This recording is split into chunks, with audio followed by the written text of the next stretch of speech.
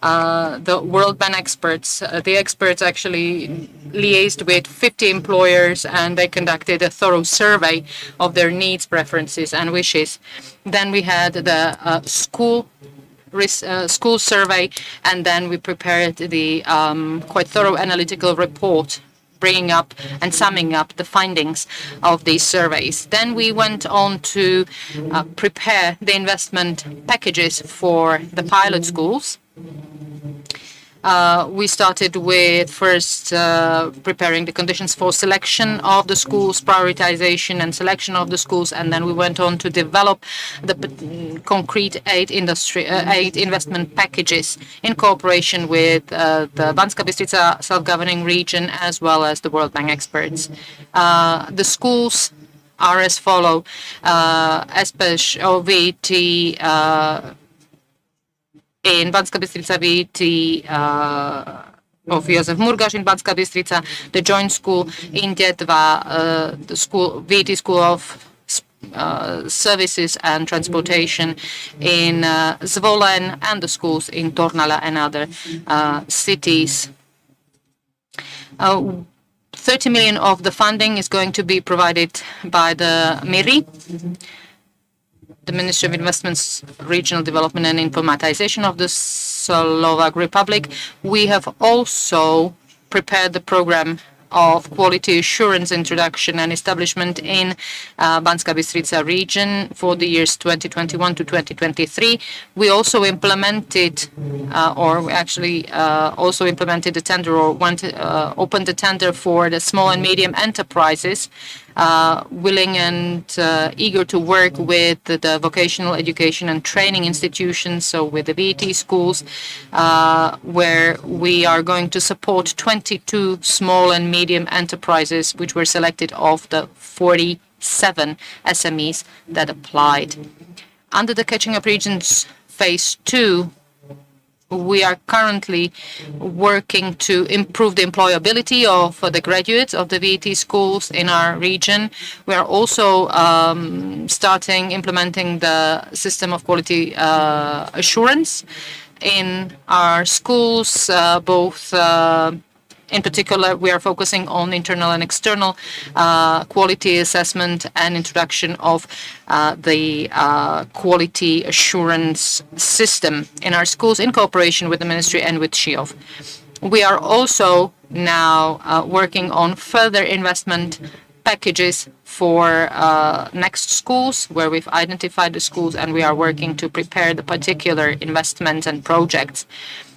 We have also established cooperation with SHIOV, where we are going to work with the other two regions involved in the Catching Up Regions initiative, and we are going to invest, or basically the investment is in the amount of 7 million euros, and it will incorporate the calls for both the schools and the SMEs, just as we've done in Catching Up Regions 1. The investments are going to be carried out at 5 schools. So this was a very brief summary of what was done in Catching Up Regions initiative in Banská Bystrica region in its first and second phase. And now let me pass the floor on to, or perhaps I would like to ask Mr.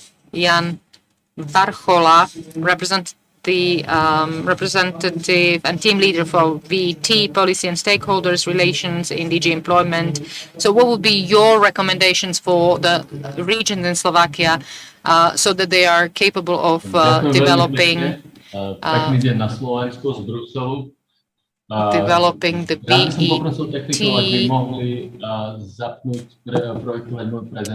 attractive VET systems in Slovakia. I apologize, we're not getting the audio from Zoom in the booth. Let me try and make Otázka súladu obsahu odborného školstva s potrebami trhu práce je veľmi komplexný. We are trying to attend to the problem. I do apologize for the glitch. Ktorý sa skladá z niekoľkých oblastí. Prečo to hovorím?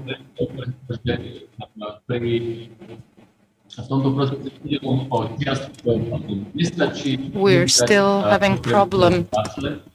Nestačí zorganizovať duálne školenie. Musíme myslieť na všetky ostatné veci, ktoré do toho komplexu patria. Unfortunately, we do not get the audio feed into the booth, so it's not possible to translate or to interpret. Zručnosti sme schopní pretransformovať do obsahu odborného školstva a ako kvalitne sme schopní to urobiť. Let me just sum up what we can make of it. Niekedy je to duálne vzdelávanie, ale niekedy to prosté vzdelávanie, niekedy to môže byť dielne v škole a niekedy to môže byť digitálne prostredie. Takže duálne vzdelávanie je veľmi dôležité, ale nie je to jediná možná forma vzdelávania. Ďalší bod je, že vlastne vstupujú tí absolventi na trh práce. A nedieje sa to iba po skončení strednej školy, ale musíme si uvedomiť, že do budúcna viac a viac dospelých sa budú musieť vrácať do systému, musieť rekvalifikovať, musieť doplniť svoje dovednosti. We do apologize. There is a problem with the audio. The speaker has not switched the channel for interpretation.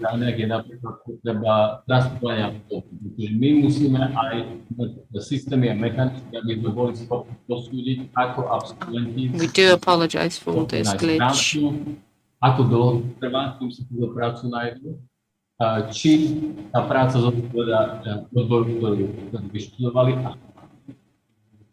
Basically, from what we can make up of the audio, Mr. Varchola is summing up the things that he has already, or that you can see on the screen, that you can see on the slide.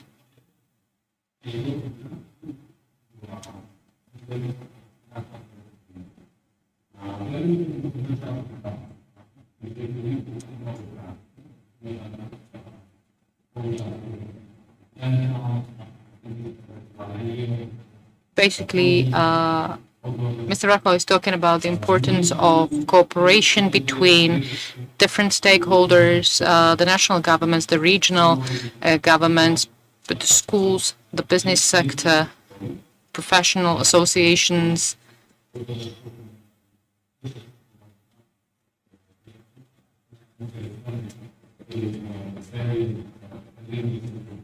The position of the director is very important as the position of a leader, accounting for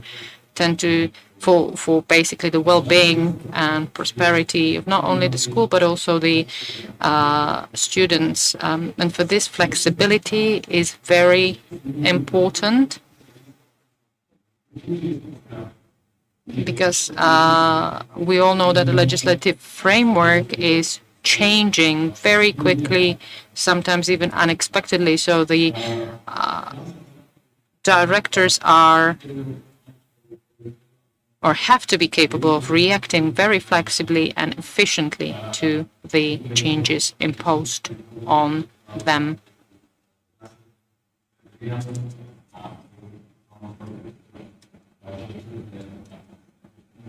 The dynamics of the school is very important, and it has to basically copy the developments in the context within which the school operates, for the school to be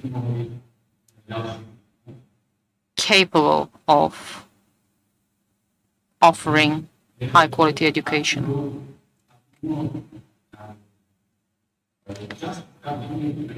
It is very important to also define the role played by the VET institution.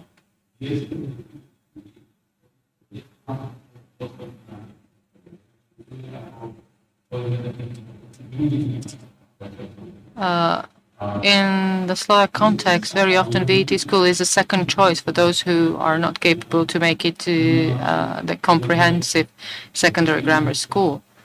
And this needs to be changed.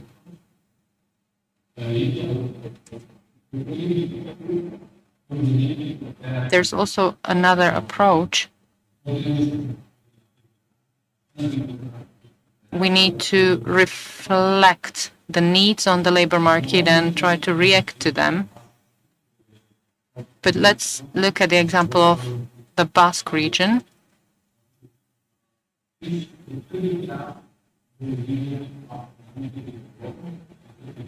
When the cars with hybrid engines started to be developed at the beginning of the 1990s, they realized they needed to map and analyze the needs of the car mechanics. And they obviously took into account that they need to plan with 3 or 4 years perspective, because that's the time until the first graduates leave the schools.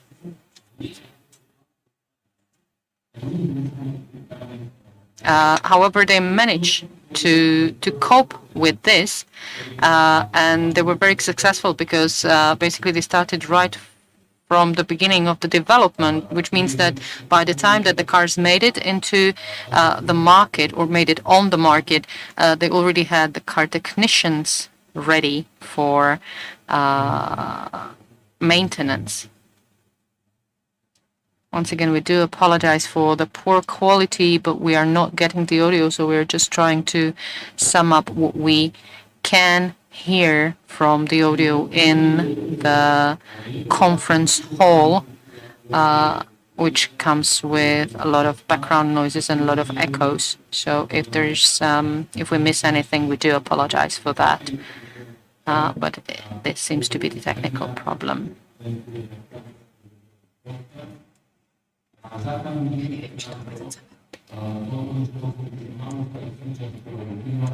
So the vocational education and training should become part of innovation system, part of smart specializing strategies.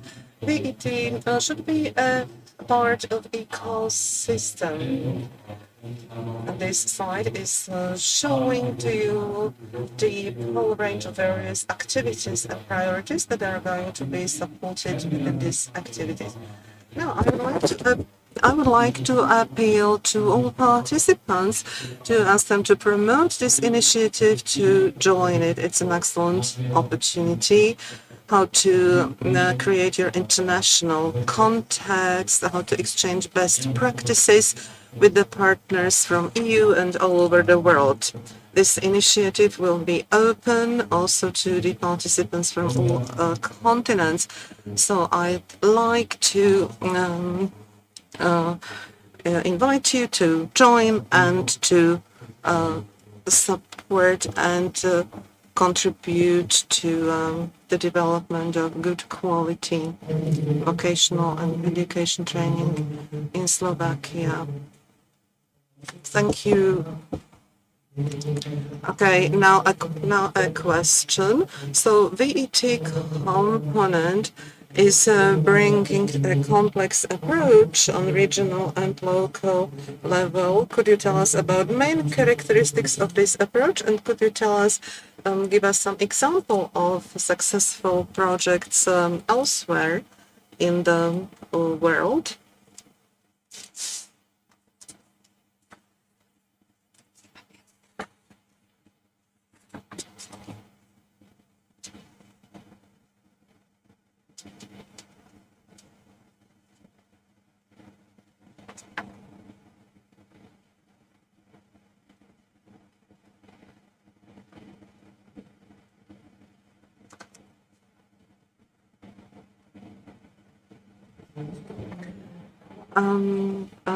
Hussein, can we hear each other?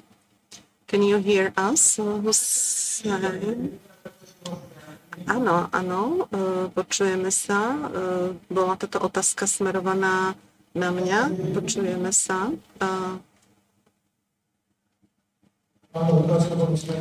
Yes, the question was for you, Hussein.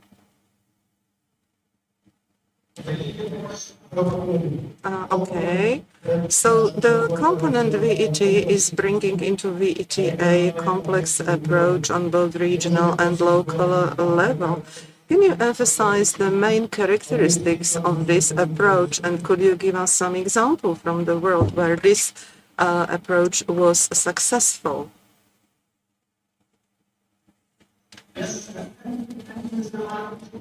Áno, ďakujem, pán Martiš, ďakujem za otázku. Najskôr by som chcel reflektovať our collaboration during this time period, and actually the approach that we took at the beginning is try to assess the current situation and see what other examples we can bring from outside. And to this end, we identified examples that considered like 3 or 4 areas that were identified in the catching up regions. So the first one, which is actually I fully agree with Mr. Varcola, who highlighted the collaboration. So the first best practice is to have like a shared management, and the management for that end, the management in the catching up regions could benefit from collaboration and cooperation with different stakeholders. So the first stakeholder is the most important, which is the national one, because the national one brings the vision nationally in terms of labor market, in terms of economy, in terms of regional development.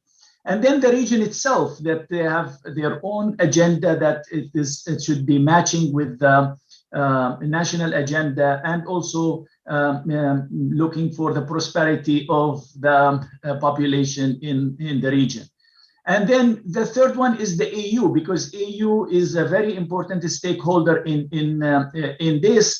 And you know, as you have seen in the different exchanges and the different workshops and reports, we highlighted some EU initiatives that are really good examples, especially on the EquiVet initiatives. So they were like different examples from different countries that goes from Germany to Hungary to all over, and highlighted this collaboration, because you know, giving a school autonomy is an important thing, but the school autonomy by itself, without a good model to coordinate between national, regional, and between employers and the schools, will not work. So for that, the second area that I looked at it, and I can highlight as a key area for collaboration, and that's where the best practices highlighted, is the quality assurance. So a structural quality assurance process is important for creating this feedback loop, that it is going from the school to the labor market, to the companies, and and the other direction too, because it's very important to see the needs for in the market and program the offerings accordingly, because the school needs also to watch for what is outside. And also the school needs to watch the quality of the graduates. So they need to measure their skills. They need to make sure that they have the theoretical and they have the practical experience. And that's also where the collaboration is important, because collaboration with employers will make that happen easily for schools to know what is available at the companies, and they can bring it into the school. So This is highlighted in the Catching Up initiative. It is now moving, and we are happy with the progress in this in Preshov and in BBSK. So the process is started. This is a very good step forward. And this is also a step to bring evidence-based decisions into place and to strengthen the management, because this will bring information about schools, about programs, about teachers, because as you have seen that, having the qualifications of teacher is not enough by itself. The degree is not enough. They need to have the motivation, they need to have the incentives, they need to have the practical experience in order to transfer it to students. So the quality assurance should be the driver for all of these, leading to better teaching and better learning of the students. A third area that also the international best practice highlights is the communication with the targeted group, because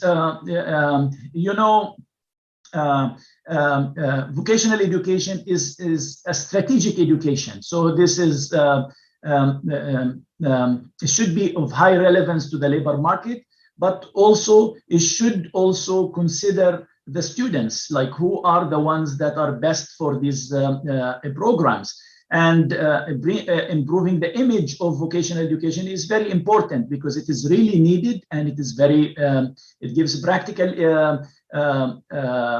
qualifications that are in high demand in the market. So communicating with the targeted group is very important to bring the motivation, to make sure that they really understand what is expected in this program, and align them to get jobs, because they need to start to see the value, because the value and reward for this. So this is very important. And the fourth point that I want to highlight is the international best practice also highlights the importance of bringing flexible tools, technologies to the schools, because either in terms of having labs in the schools, or to have shared facilities with companies. So by that, you are bringing the tools that are used in the companies to the schools, and that's how you improve, and that's how you make dual education work. So you need to have access to these tools that are in the market, and also utilizing technology into the teaching and learning processes, because most of the time you don't need physically to have something. So you can have virtual collaboration, you have and you can complement it with hands-on collaboration. So that's very important dimension. So I stop here. So back to you, Mr. Martin.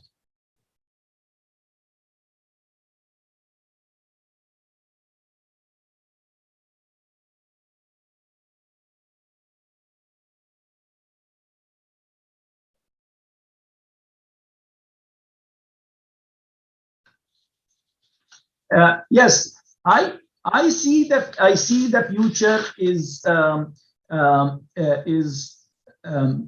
once the quality assurance system is in place, functional quality assurance with, as Mr. Martic indicated at the beginning, it is a self-assessment and external assessment, peer reviews, collaboration between schools with employers, and that is a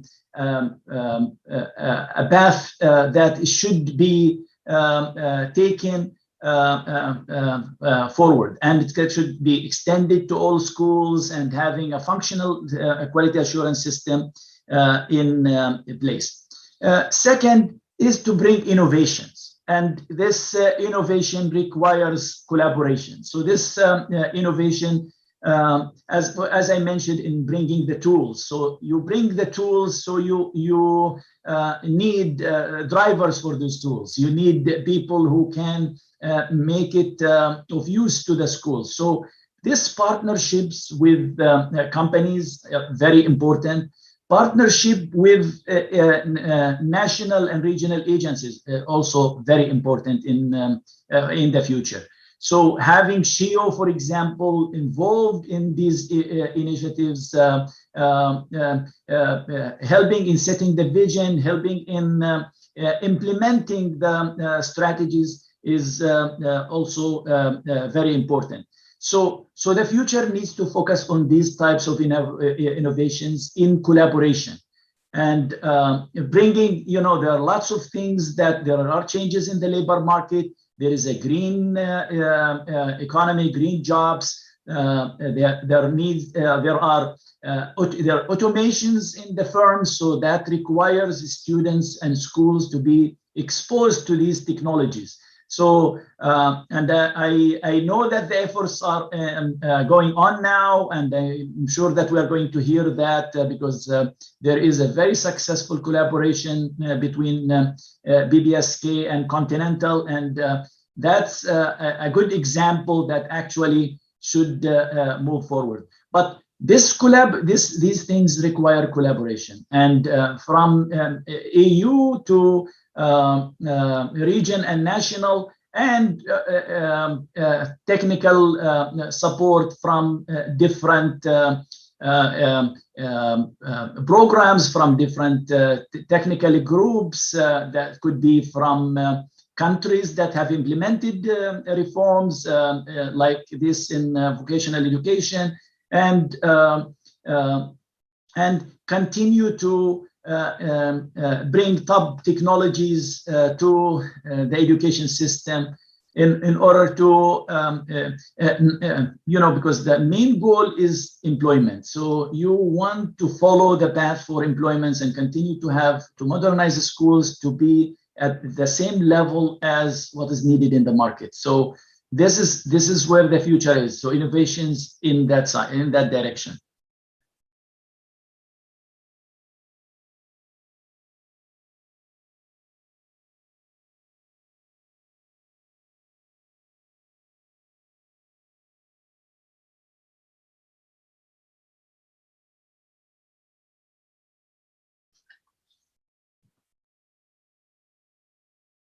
Comes to the cooperation with the World Bank and Cathing-up, because they've been involved in the project for a longer time than us, so they are more experienced.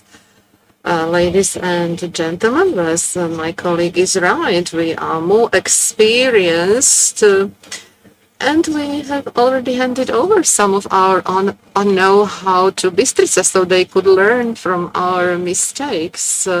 But at the end of the day, well, we had to go through the whole process together with the experts from the World Bank.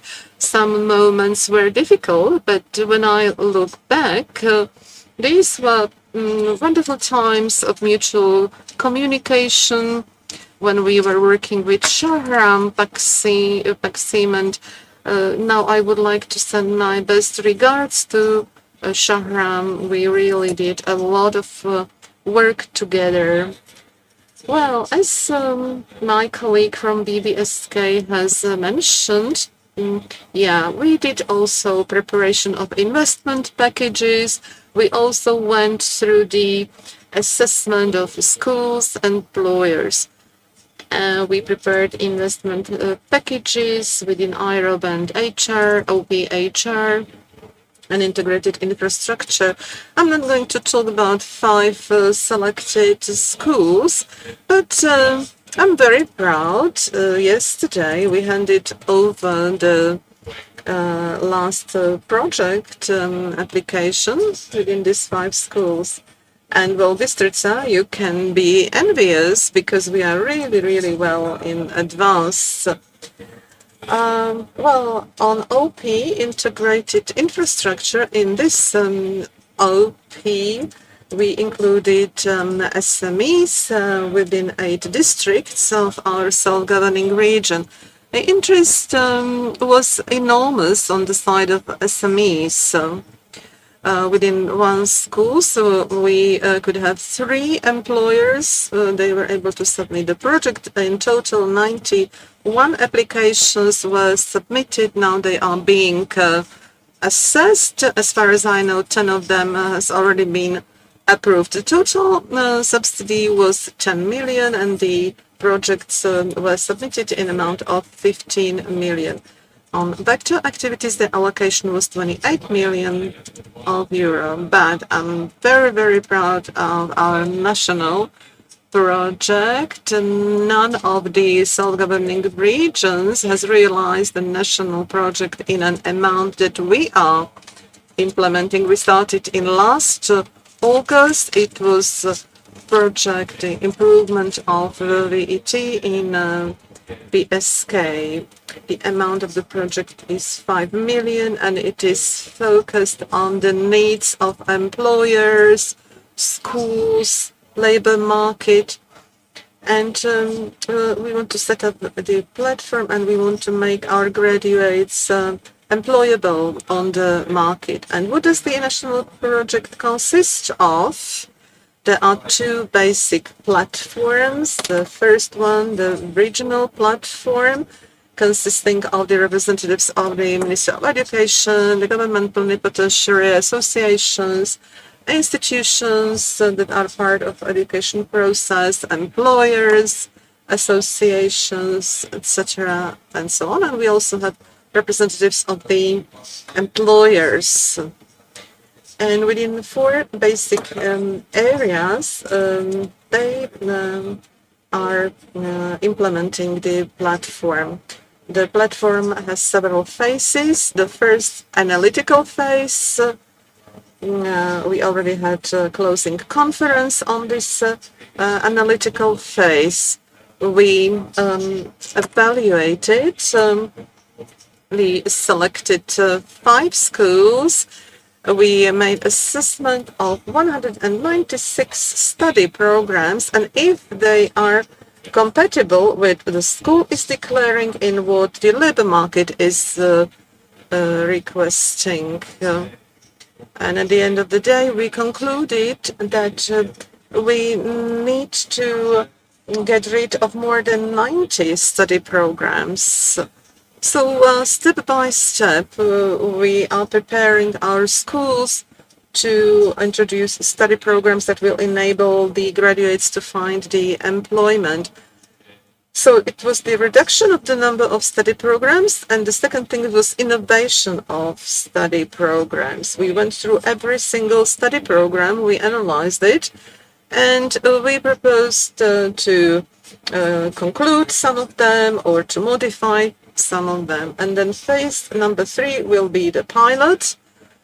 We will concentrate on soft skills, on teachers' skills, and we will also prepare some training programs within self-governing region or within local platforms. So what are local platforms?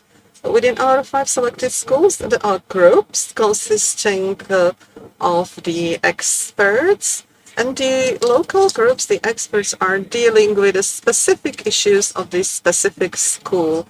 It's inclusion, innovations, marketing, and cooperation with employers.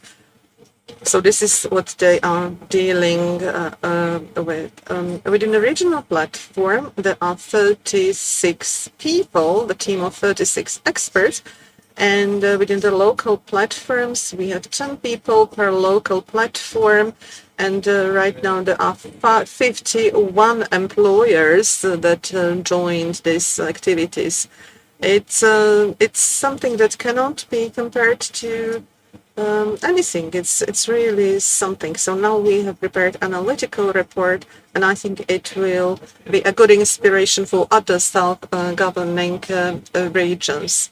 And one thing to tell, based on these outputs, we will implement innovations in further schools to be able and to ensure that all study programs that schools are offering are really meaningful. Because there is such a high number of study programs, and it really creates a lot of problems, and we really need to think how to reduce, like to have 101 study programs within 5 schools. It's really not acceptable. So let me move further to the quality phase. We also work with the World Bank. We started the pilot project within PSK. We have invited external colleague in cooperation with the World Bank. Our external colleague from the University of Pavel Josef Šafarík. So our external expert helped us train teachers in these 4 selected schools. And based on this pilot project, we will implement our quality model. I welcome the activity of SHIO to participate in another model that could bring some synergy and that could bring some fruit that we are expecting in the area of quality. And last but not least, catching up region 3, if we have another 10 selected schools where we would like to implement the investment packages in amount of €1.5 million per school. Well, as my colleague from Washington says, we still can have more and more cooperation. I had a discussion with Vlado Bench yesterday that we would be more than happy to join Catching Up Region 4. So we are sure to join the project in the future. Thank you very much. I don't want to make you sad, but our national project that has been approached is in the amount of 6.7 million euros.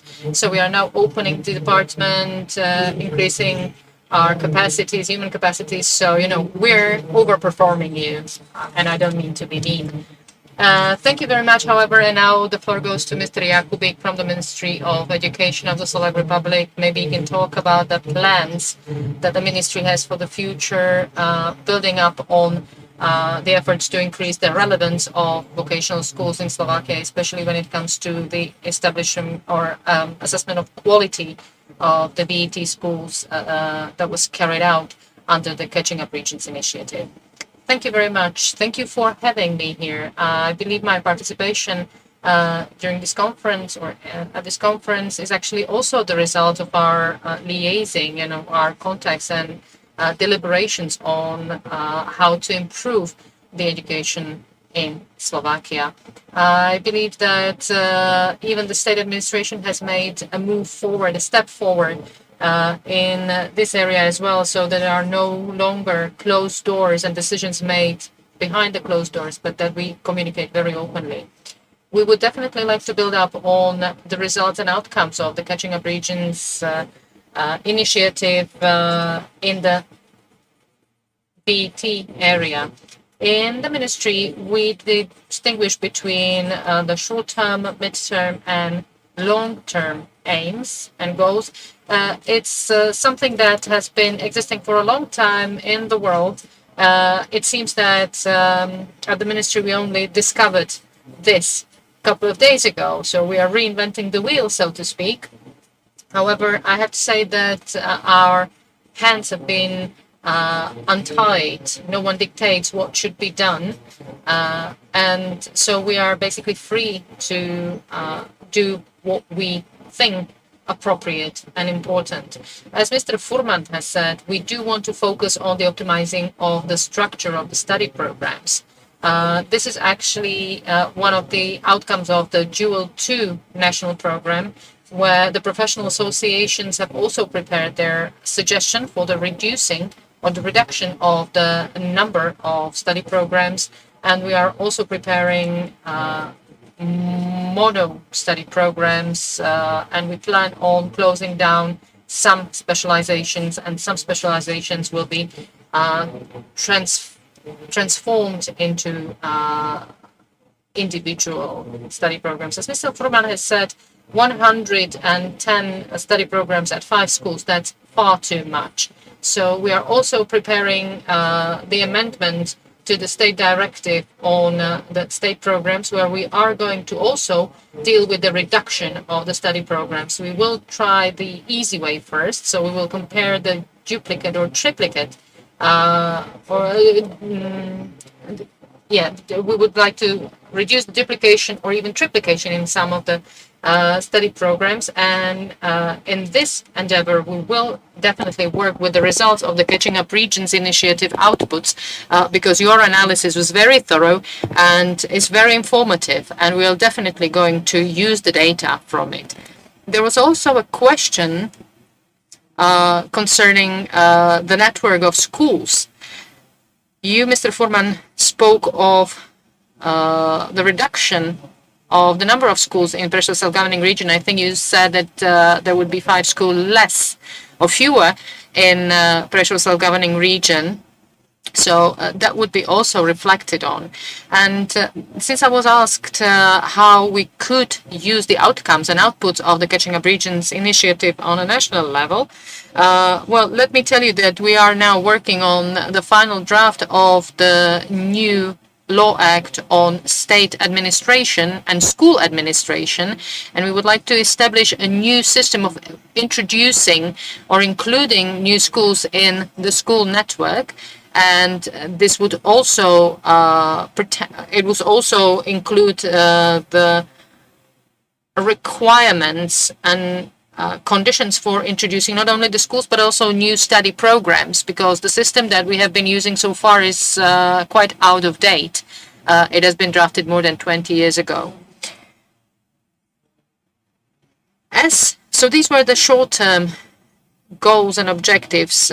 When we look at the longer perspective, and once again, let me bring this back or tie this back to the Catching Up Regions initiative. Within this initiative, there were already notions of something that we call the quality managers at schools. And I believe my colleague, the director of SHIOF, is going to talk about it more. But basically, we are thinking of creating and establishing new positions that could be established at the schools in this area. And as far as I know, but only I have a very sort of incidental or anecdotal information from the recovery plan. I think that the recovery plan only covers preschool education and elementary education, but there are certain elements that we believe can be also used in the secondary education system, where we can, for example, establish not only the quality coordinators, but digital coordinators as well.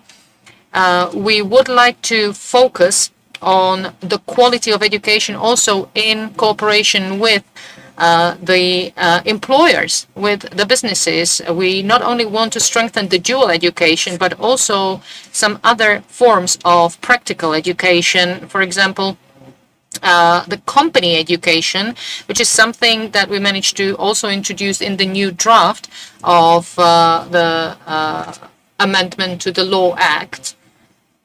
This is the option that allows especially large employers with sufficient capacities to offer or provide education also to the small and medium enterprises, and filling in the gaps for the SMEs that do perhaps not have sufficient capacities for this. We also have the new experimental verification model that we are working on, and basically this is the model mapping the needs of the labor market and of the society, helping us to avoid opening duplicate study programs at different schools, where we can see the abundance, especially we can see the abundance of study programs focused on economy and services at a number of schools, which are usually very creative when describing the study programs, but the outcomes are not as tangible as we would like to see. I would also like to refer back to Mr. Varchola, who spoke of the centers of excellence. We do plan for the centers of excellence also in the new programming period. Quite recently, we have initiated a new pilot project where we already had a number of schools that applied, and the pilot schools will either implement the quality assurance systems in line with EQUAVET requirements, or they would also introduce the peer learning among the pedagogical staff and expert non-pedagogical staff at the vocational schools. These are the activities that have been open and brought about by the Catching Up Regions initiative, and these are the very activities that we would like to continue with and develop because we think these are very important.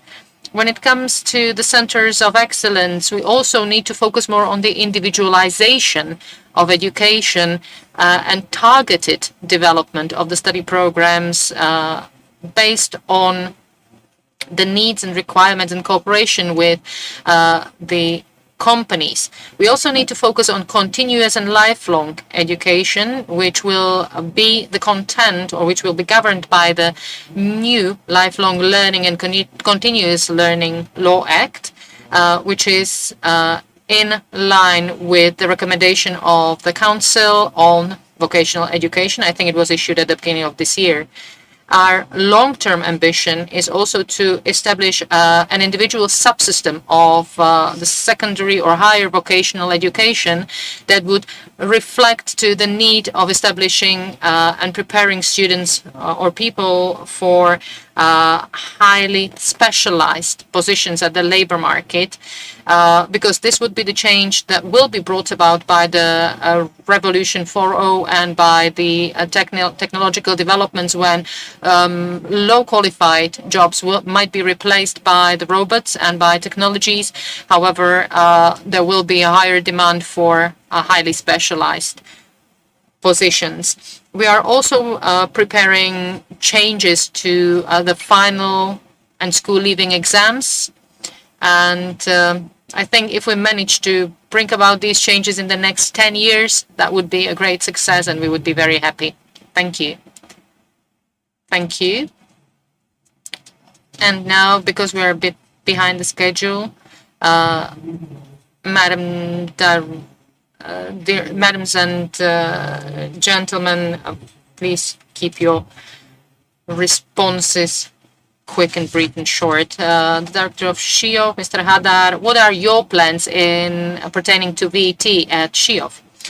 Thank you very much. I will be indeed very brief because my four speakers have mentioned many things that I wanted to talk about or that represent response to the questions. We at SHIOF are the national contact point for EQUAVET, and so our ambition is to focus at the peer review method at a national level. This is something that we are already piloting in Trenčín self-governing region, and we would like to introduce this model and roll it out to all regions in Slovakia. And we believe that, and I personally trust that the Catching Up region teams could also be the ones implementing and helping and facilitating the implementation of this system on a nationwide scale.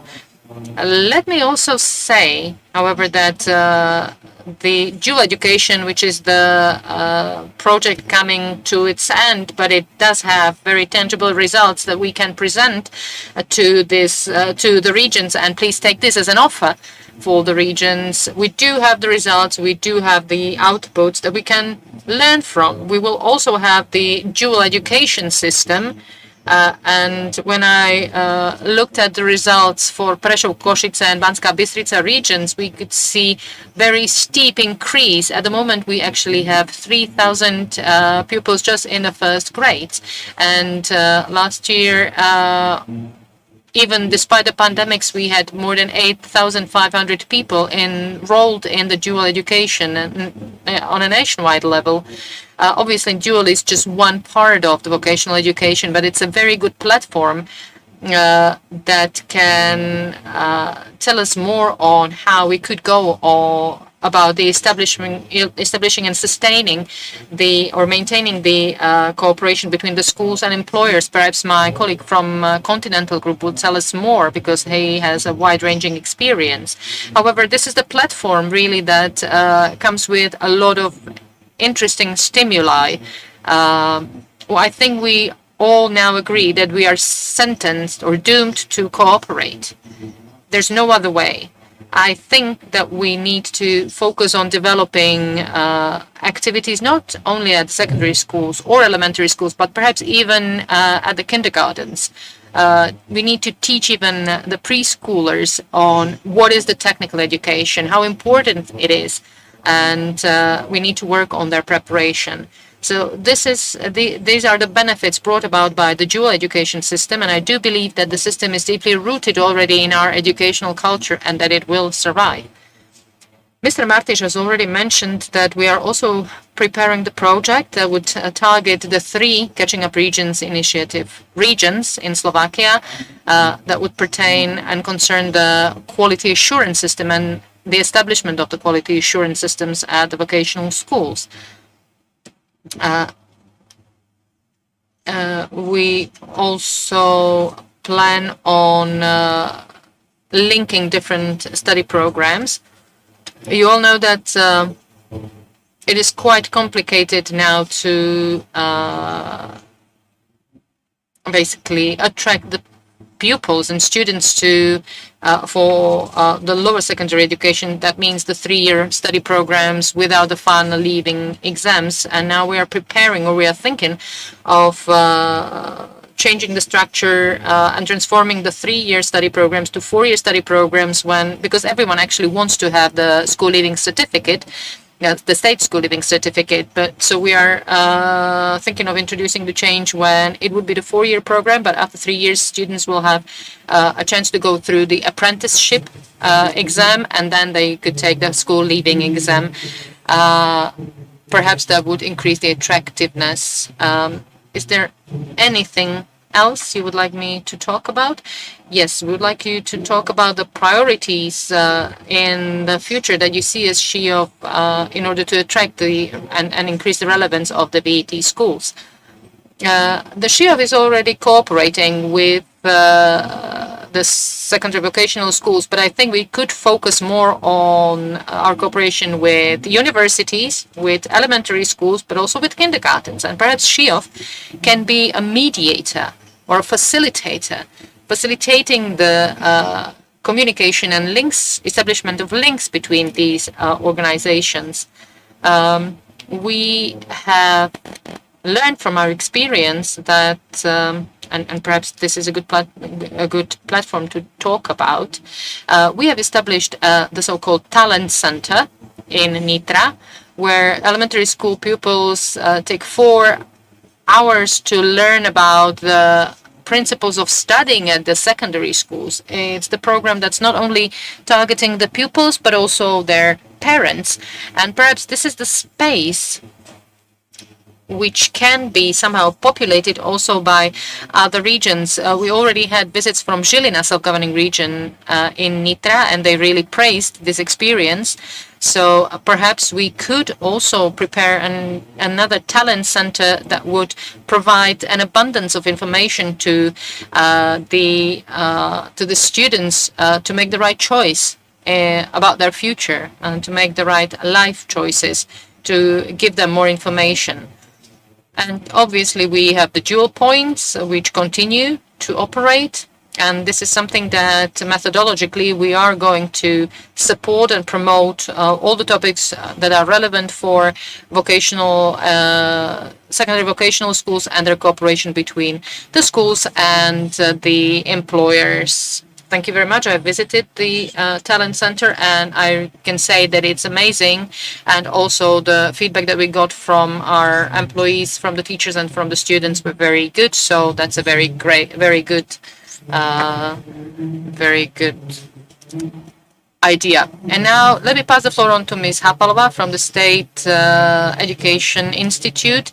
What is your take on the VT education? Do you think that we need to change the conditions in this sphere? Thank you very much for the invitation and for the floor. To answer your question, let me actually bypass your question. I think that the public discourse and debate in Slovakia is very often focusing too much on the number of lessons and on the number of study programs. But I believe that what is important is something different. We need to focus more on the content of education. And when we talk about the ratio between the general subjects and expert subjects or technical subjects, we are actually introducing or preparing the change at the secondary schools, but also at the elementary schools.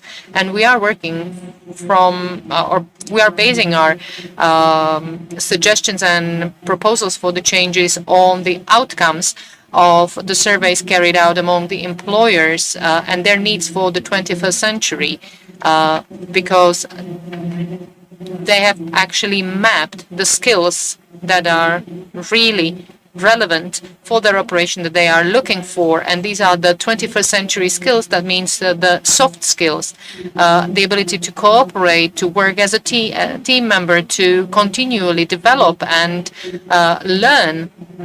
And this is something that can be introduced also in the framework or within the frame of the general subjects at the secondary schools, because this perhaps provides, these subjects provide the very good space for the development of these soft skills that the employers are seeking increasingly frequently. On the level of general education, we were considering about modular system, and we need to differentiate content of education in relation to study programs that are shorter and study programs that are more academic, I mean the academic part of secondary education. Well, this is not something that we are going to start soon. It's more or less about the future of the education system at the primary schools. Thank you very much. And now I would like to ask Mr. Kordik, the director of secondary vocational schools in Banska Bystrica. You have many practical experience as a director of secondary vocational schools. What is the added value of catching up regions initiative for your school? Good afternoon. From the view of director of the school who participates in Catching Up Regions initiative, well, we know that we have various branches of studies from agriculture to technical subjects. Our school is producing a lot of technical graduates. Well, they do not join the labor market immediately. They usually decide to study further. So we are something between secondary school and university. We are preparing them for the university, but at the same time, we are following the needs of the labor market, especially in the area of ICT. And we see a huge future of education in the area of ICT. And it was important when we are preparing our project within Catching Up. We would like to modernize the system of education for the next 10 years.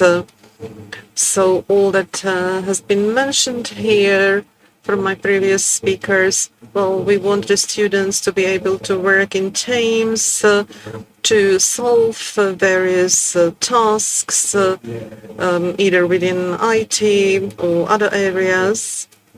So it's a very prosperous project, and I hope we will be able to finalize it to fulfill the plans. Our school is lucky enough to select the best students from the region. We also cooperate not via dual education, but we have our own special dual education system. We started to work with the University of Žilina. We are sending students of the fourth year to the University of Žilina to see the departments, to do some measurements. We send the students to the Continental Company, to the steelmaking factory in Podbrezova. So we enable them to spend full day on site in the workshop. We enable them to solve the problems under the supervision of employees. I know that many students have a tendency to get higher university education, to achieve the top in technical education. I see, if I may add something, I see that our region does not have any possibility of some follow-up education in technical spheres. The university in Bystrá should enable the students to study IT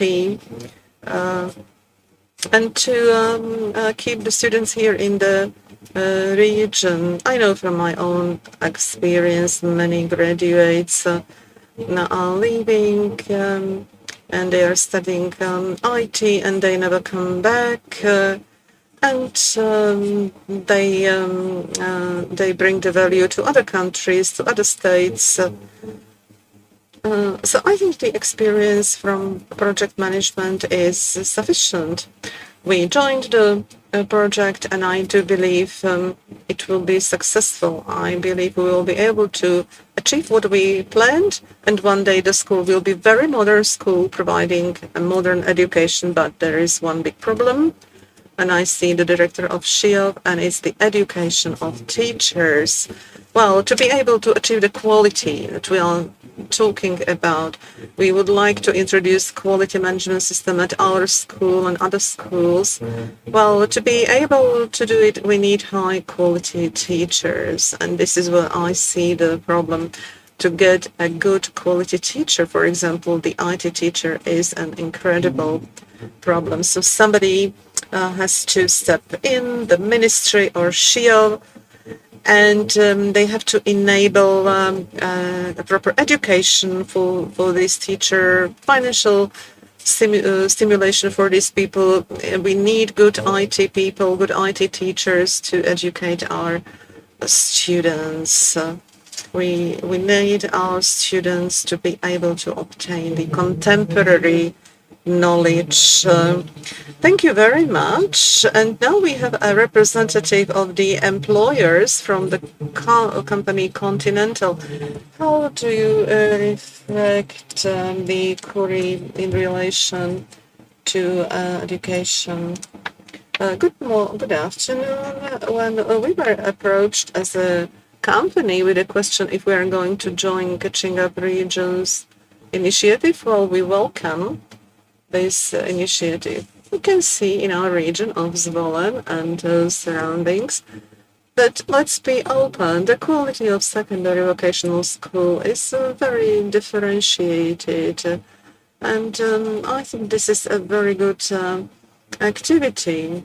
It's good to achieve certain quality standard to make sure that the graduates are really suitable for the labor market. We welcome this activity, and I agree that there are many obsolete branches of study that do not reflect the current market requirements. I see a progress as a company within the digitalization. We became a digitalized company. So I think these IT branches of study are really important. So what is the profile of our future employee? What is the profile of future school graduate? Well, it's very different from what it was 10 years ago. It's not about manual skills. Now we need robotics, automation, IT skills. Thank you very much, ladies and gentlemen. And here we are coming to the end of our panel discussion about communication. And now I would like to open the discussion if there are any questions for our guests.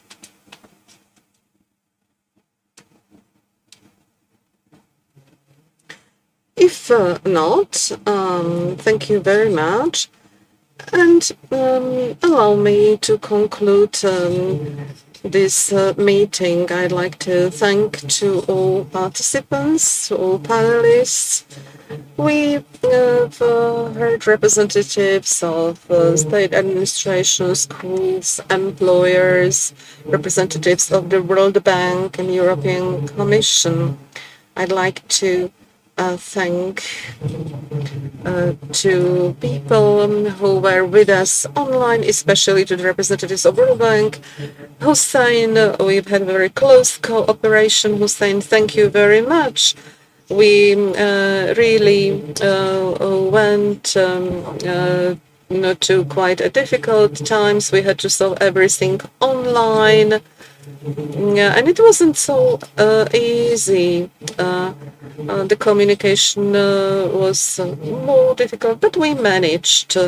We were able to prepare investment packages. We were able to prepare national programs. So really huge amount of work. And I'd like to thank all who participated. I'd like to thank all panelists.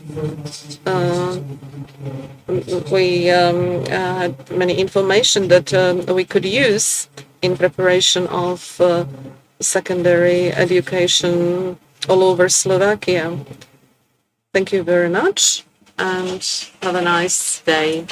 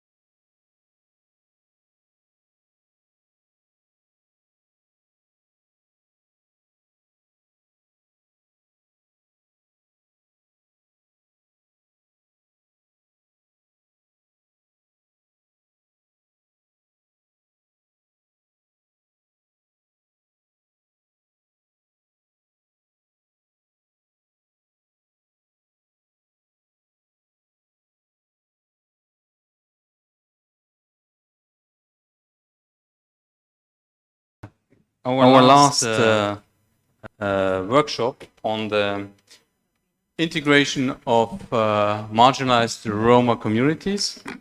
We are looking forward to a lively discussion with a lot of panelists. I probably start from this angle because it's the farthest away. I understand you must be Mr. Miroslav Polak. So you are working, probably you can give a short presentation of yourself.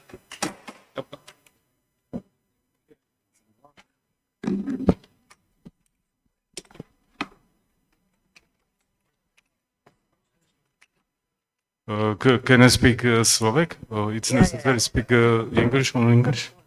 Okay. What I'm My name is Miro Polák, and in the related topics, I've been active since 1990. And usually through various organizations and with various organizations from the third sector. Of course, this is quite a wide scope, and at the moment we are working on lowering unemployment. Sometimes we're looking at disabled people, etc., etc. And I'm interested in poverty, especially generational poverty of the recent years, as well as social economics. The real one, not just the formal one in terms of the legislative definition. And you'll see more in the discussion. Thank you very much. Gavala, which I know already quite well. You are working with us as a team leader in the Prešov region. Probably just to give you your impression and what you expect from today's meeting. Takže dobrý den všetkým, moje jméno je Tadeáš Gavala. Tadeáš Gavala, and just as Andreas said, I work at the Prešov Self-Governing Region Office as a team leader of the component of MRC. And I am very happy that this topic was included in this initiative, because I think that it's a huge opportunity for us to together with our mutual effort, try to move this topic forward. And it has, I think, but this initiative, at the very least, really highlights the fact that when we join together, we can pursue our goals more efficiently. So I hope that this discussion will also help our team, and we will be able to work on improving it in the future. Then we have a representative of mayors. So we have Ljubica Pankievičova, if I pronounce it rightly, from the municipality of Váhanovce.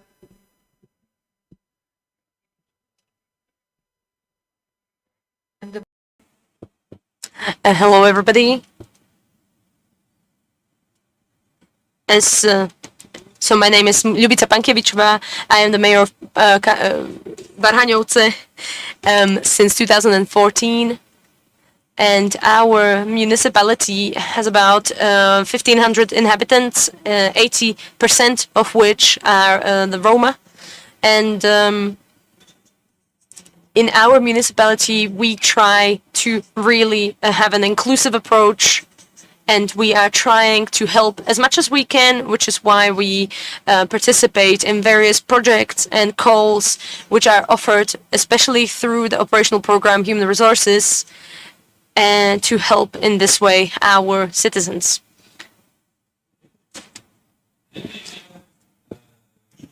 Máme tu medzi nami aj Milana Vaňa. In Banska Bystrica, working closely as well for us in Kuri.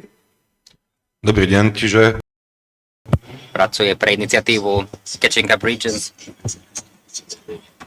So hello, I have been introduced already. I'm the specialist on this topic in the BBSK, and when the Curie initiative, I am the leader of the MRC component. That's very briefly from everything.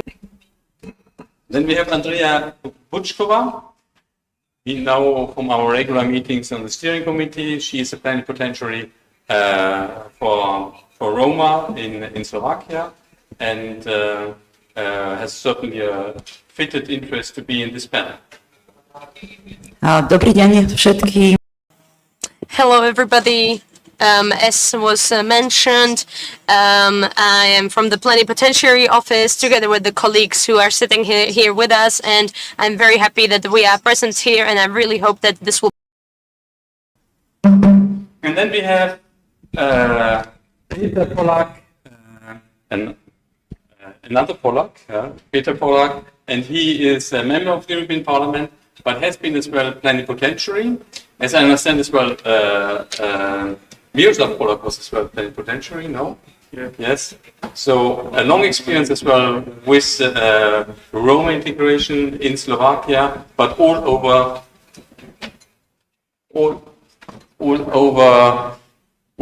the I prefer to speak to persons. All over Europe as well. The experience you have made there is certainly a large one, and I think I will address to you already one of my first questions. Looking on Roma integration in Europe, what would be a good example which you can provide from your international experience? Thank you very much for the invitation. I'm very happy that I can be here with you, and I'm very happy that I was able to spend some days in Slovakia after a long time. First of all, I really appreciate that the commissioner yesterday visited one of the Roma settlements here in Slovakia so that she could really come into first-hand contact with this community, and she could see that Europe being ambitious in green economy and inclusiveness, etc., has among it people who are drinking water from rivers. So I'm really happy that she could see this situation of these people, because in Brussels there are people who kind of forget that we have a lot of communities in Europe that are very poor, extremely poor, and there are no conditions for life, for decent life, where people leave the region to get a better job, where people, as I said already, drink water from rivers or from wells, which is absolutely unsuitable, and where children do not get a future because the school cannot prepare them for the labor market. And now to talk about what Andreas asked me, we have a lot of good examples in abroad that could inspire us. Maybe I will mention two countries which unfortunately are not part of the European Union. One of them is because it in this elite club, it hasn't been given an opportunity to enter this elite club, and one of them which unfortunately left. So I'm sure you all know what I'm talking about. And so the first one is Macedonia. I can see the very positive example in this country. A few days ago, I met in Brussels with the ambassador of Macedonia for the European Commission, and I was European Union. And I was very surprised that she had in her team a very young woman from the Roma community who was a representative of Macedonia at such a high-level position. And Macedonia really is a good example of how we can move from just ambitions and from speaking about the Roma participation. But Macedonia really is an example for all of the European Union of how to actually do it, how to achieve it. We are one of the few countries, Slovakia, where there are a lot of very clever, very skilled Roma people.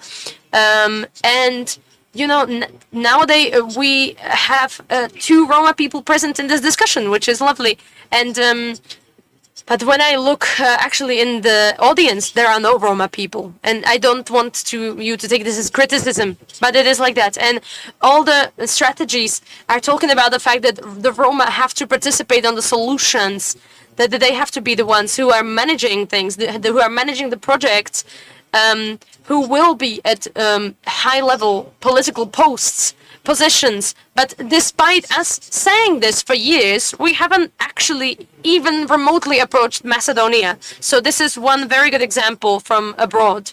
that we could try and do this also in Slovakia. And the other country, as I already mentioned, is Great Britain. For me, it's not I cannot understand it, that children who are today in the Slovak school system are in the school for severely mentally disabled children, that in a different country, in a different background, cultural background, in a different country would be able to finish university. And in Slovakia, we put them in these schools for disabled children who basically have no future. And I really admire that in the Western school system, they can work with any child whatsoever. But in the east of Europe, we can only work with children from a majority group, not from the minority group. And we cannot find the right way to the child from Roma community. Forgot somebody Veľmi who's zaujímavé. here on the screen. I greet as well Yondela Zilimera, who was our expert, or is still our expert from the World Bank in this special component for marginalized Roma communities. And she is a senior urban specialist, so she has worked a lot on these integration topics. And we had a lot of discussions about investments in Roma communities, in settlements as well, a long-lasting discussion there. And when we were talking about schools, in particular, we had a particular question as well about branches of schools. And I think when we were discussing about these branches, we were always considering that a branch school makes sense in order to allow Roma kids easier access to school. But we always were of the perception that this branch school is getting exactly the same education as a school in a normal Slovak environment, a normal Slovak school. But apparently this is not always the case. And I would like to ask Yondela, what is her approach towards integration, in particular on the level of education, in the special Slovak environment, which is definitely not the same which we have in Western Europe, where we have a smaller percentage of kids which are Romas, which are integrated in a larger system. Here often you are faced with large communities. 80% of a community are Romas, or even you have settlements where you only have Roma, and these settlements you want to get to school as well, and to a proper school education. Yondela, I hand over to you. Thank you very much, Andreas. I must say, I'm very sad that I couldn't be there in person. But just to reflect briefly on the question that you've asked. Firstly, I think an approach to integration needs to be holistic. So you've asked a question specifically about education, but I think we need to locate education in the context of a broader integrated settlement. Ideally, education facilities, in particular kindergarten and primary education, should be located close to where children or families are, to make it easy for children to get to and from work, to and from school, and without having to use motorized transport. So that is the ideal situation and ideal location. What we are seeing in Slovakia, in particular in the pursuit of integration, is that the placement of schools is often outside of the settlement, with the anticipation that the schools will then have both Roma and non-Roma children, and thus contributing to integration. However, in instances where the demographic profile of that municipality, like you say, Andreas, is predominantly Roma, there really is no integration in that school system, right? And what happens though, because the location of the school is far from the settlement in pursuit of integration, it does make it difficult for Roma children to attend school consistently. I don't think that there's a single response to this. I think that the location decisions for the placement of each school need to take into account, firstly, the distance that children have to travel to and from school, the fundamental idea is to reduce that distance as much as possible. And we should be careful not to place that at the foot of the pursuit of integration, because it is in part one of the things that contribute to a very high dropout rate for Roma children. The second issue that you raised, or the second issue that I'd like to talk about is one that you raised, and that is the quality of not just the school infrastructure, not just the building, but the quality of the teaching that happens. So in those events or in those instances where there's a branch school that's located close to a settlement, extra care needs to be given to the design of the school, to the facilities in the school, and the support, the soft infrastructure that is available, the soft services that are available to assist not just the children, but marginalized Roma families, to make sure that their children continue being in school. In the municipalities where we worked, there's a constant feedback that we receive around sometimes the schools don't have all the infrastructure they need, so they don't have, for instance, canteens, they don't have recreational facilities. And there's a need to make sure that in particular, those schools that have a significant proportion of Roma children are well served with those facilities, that the quality of teaching that happens inside the classroom does. Polak was talking about some of the experiences from the UK around targeted support to those families and children. So I think the importance of location, the importance of design of the school infrastructure, and thirdly, the importance of the teaching methodologies. So what actually happens within the classroom, understanding the dynamics within marginalized communities. Thank you. Thank you, Yondela. Next question to Andrea. Do you think this is feasible in Slovakia? What have we to change? What have we to improve in order to get to this ideal situation which Yondela has just outlined in her speech? I would maybe try to react to what I understood, and I agree that accessibility is very important, and I agree that it's really important to approach this topic in a sensitive way. But I'm not really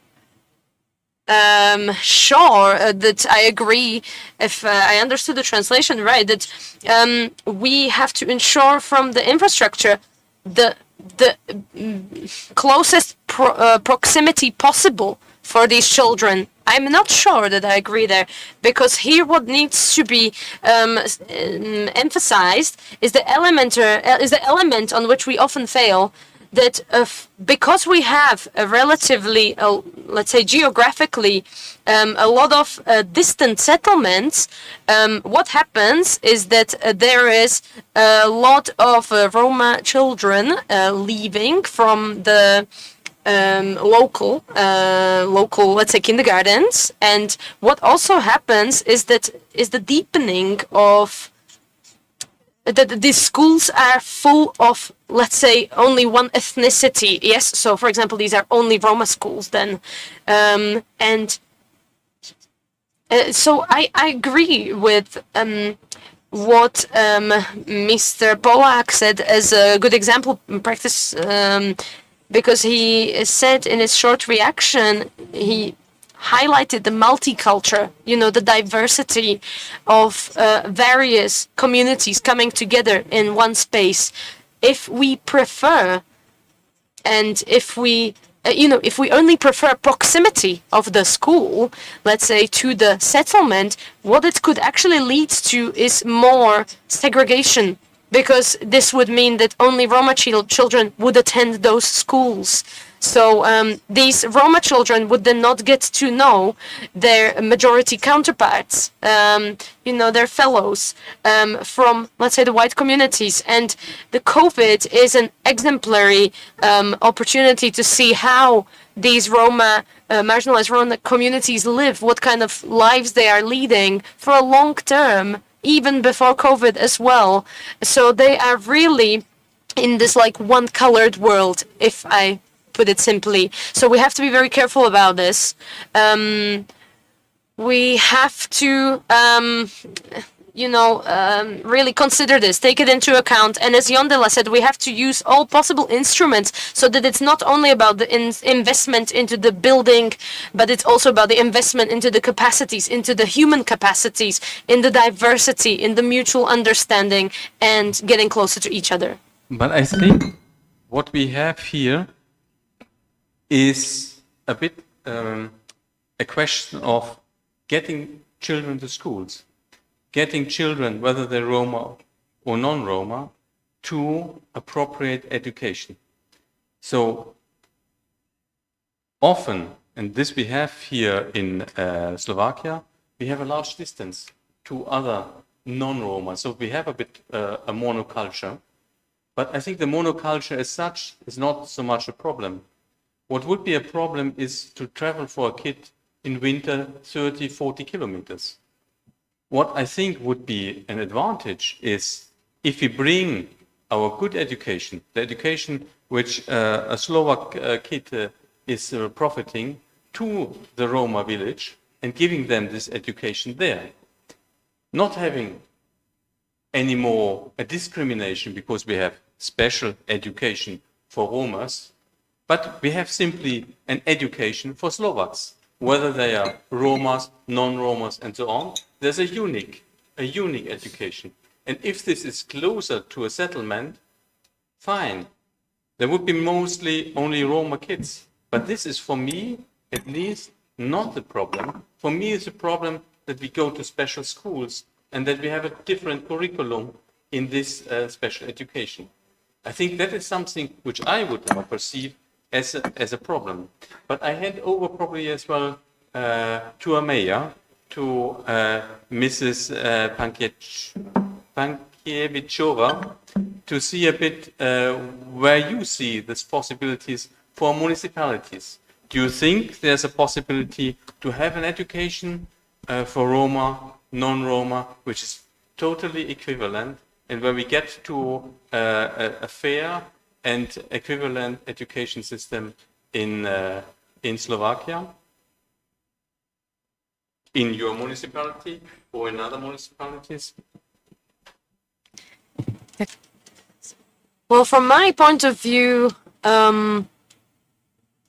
it is what is necessary is the education of children, not only in the Roma community, but also in the majority group from 3 years of age. I'm very happy that we made the reception year, so the preschool year, obligatory, that children will attend at least 1 year of kindergarten before they move on to primary school. Because from my experience, or from the experience that I have, I know that children that didn't go to the kindergarten used to repeat the first year of primary school because they had a problem to catch on. And we also have to focus on the primary education as well, because this is the basis, this is the building, really the foundation where the children get their first habits. They get their first contact with learning, and it is really important to have high quality teachers in this stage of education who have who have the same approach to the majority and the Roma community as well. And for example, in our municipality, we have a teacher who is a Roma person, and we have a Roma assistant in the school, and we are very happy. I'm very happy for this because we can give these children, these people, as some kind of role models. We can show them that if they get their education, if they focus on their learning, they can become teachers. They can do something, achieve something in their lives. So when it comes to the education, really, I think that we have to start earlier. We have to start from 3 years of age with mandatory education. And I would really be happy if, as was said here, we are missing canteens and schools.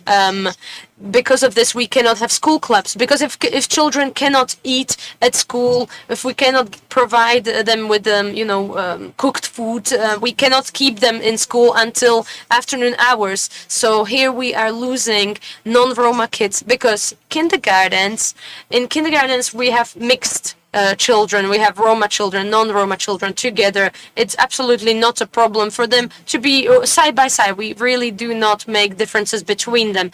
But we cannot ensure this in the primary school because children, for example, go for work to Prešov or to, some kind of bigger town that is closer. And then children cannot be at home alone before the parents come home. So that's why the parents have to take the children with them. So we need these school clubs so that also non-Roma children can spend time at school in our school, and we need canteens for this reason, to be able to keep the children in school, also in the school club. Ďakujem veľmi pekne. Miroslav, nech sa páči. I'm asking you now what you feel in Slovakia, in particular for improving the schools, clubs, and so on. Is there a possibility from a national level to support it? Is there an initiative? Is there an intention to improve this, getting to these standards of support for schools, which help easily to integrate Roma, or to have schools which are Roma schools, but which have an equivalent education level as any other school in Slovakia? Rómske školy mali rovnakú úroveň.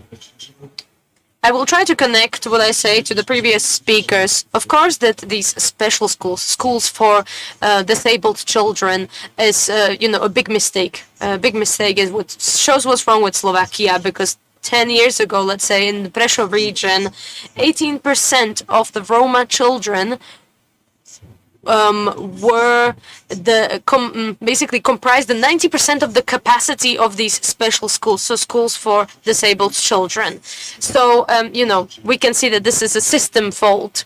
This cannot be an individual mistake with, psychologist assessments or whatever. This is a clear systematic problem, systematic fault. The state makes mistakes, and they're big mistakes. Another thing is, it was quite difficult, but we managed to, make sure that mandatory education will start with the last year of kindergarten. It was not easy, but we know that it's not enough, actually. We know that we need to go lower. We need to start earlier. Let's say we need to start at 3 years. There are countries where there is mandatory education from 3 years, and they have better results. And of course, this is not for the municipality to decide. It has to come from the national level.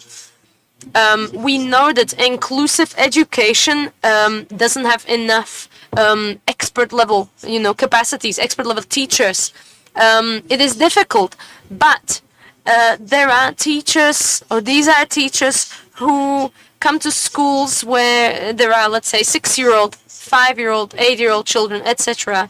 Okay, that's great. But if we know that the development of the child's brain is, most significant in the first 3 years of life, 70% of the cognitive abilities are developed within the first 3 years of life, and the next 2, 3, 4 years are the executive functions of the brain. So, the ability to differentiate, etc. And these children, if we have them in living in poverty, living in unsuitable conditions, if they if they experience stress every day, if they come home hungry, if they haven't slept well enough, or they still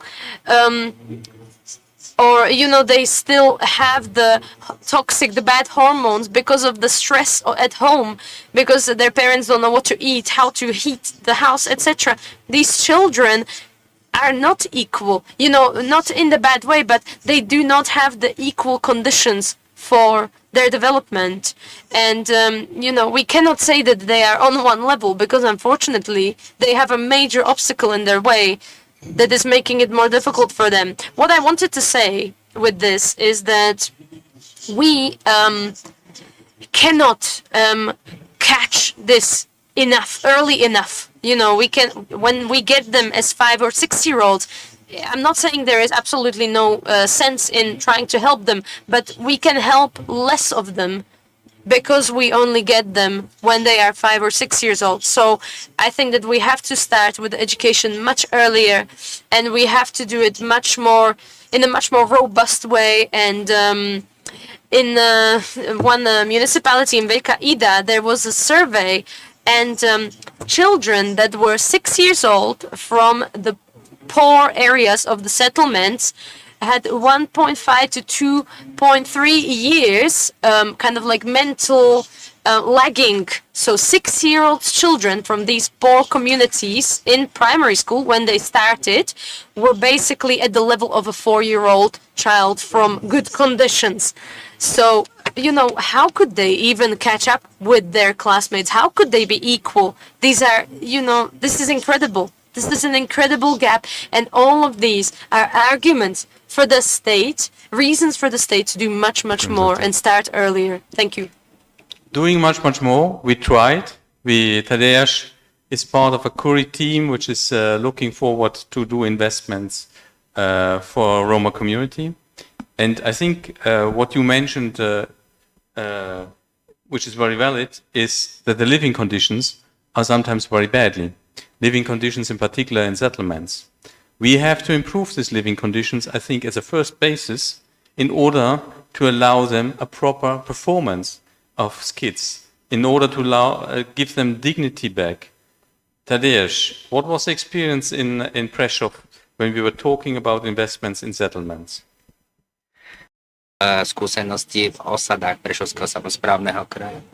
So at the very beginning, we have to say that these investments would not have been possible if the authorities in the given municipality, said yes. Or if they hadn't said yes. So basically, who we are talking about is the mayor and the local MPs. This is what we learned with the Catching-up regions, that if we want something to change in the municipality, we need to convince the local stakeholders, the mayor, the MPs, that these people are their co-citizens, and if they want to move somewhere as a municipality, they need all of the elements of the municipality to get better. So, that's where we found out that some things that needs to be improved are the things that concern the Roma community. And then these people realize that, if they want to get their municipality somewhere and develop it, they need to start with this topic. They need to start doing something about these people.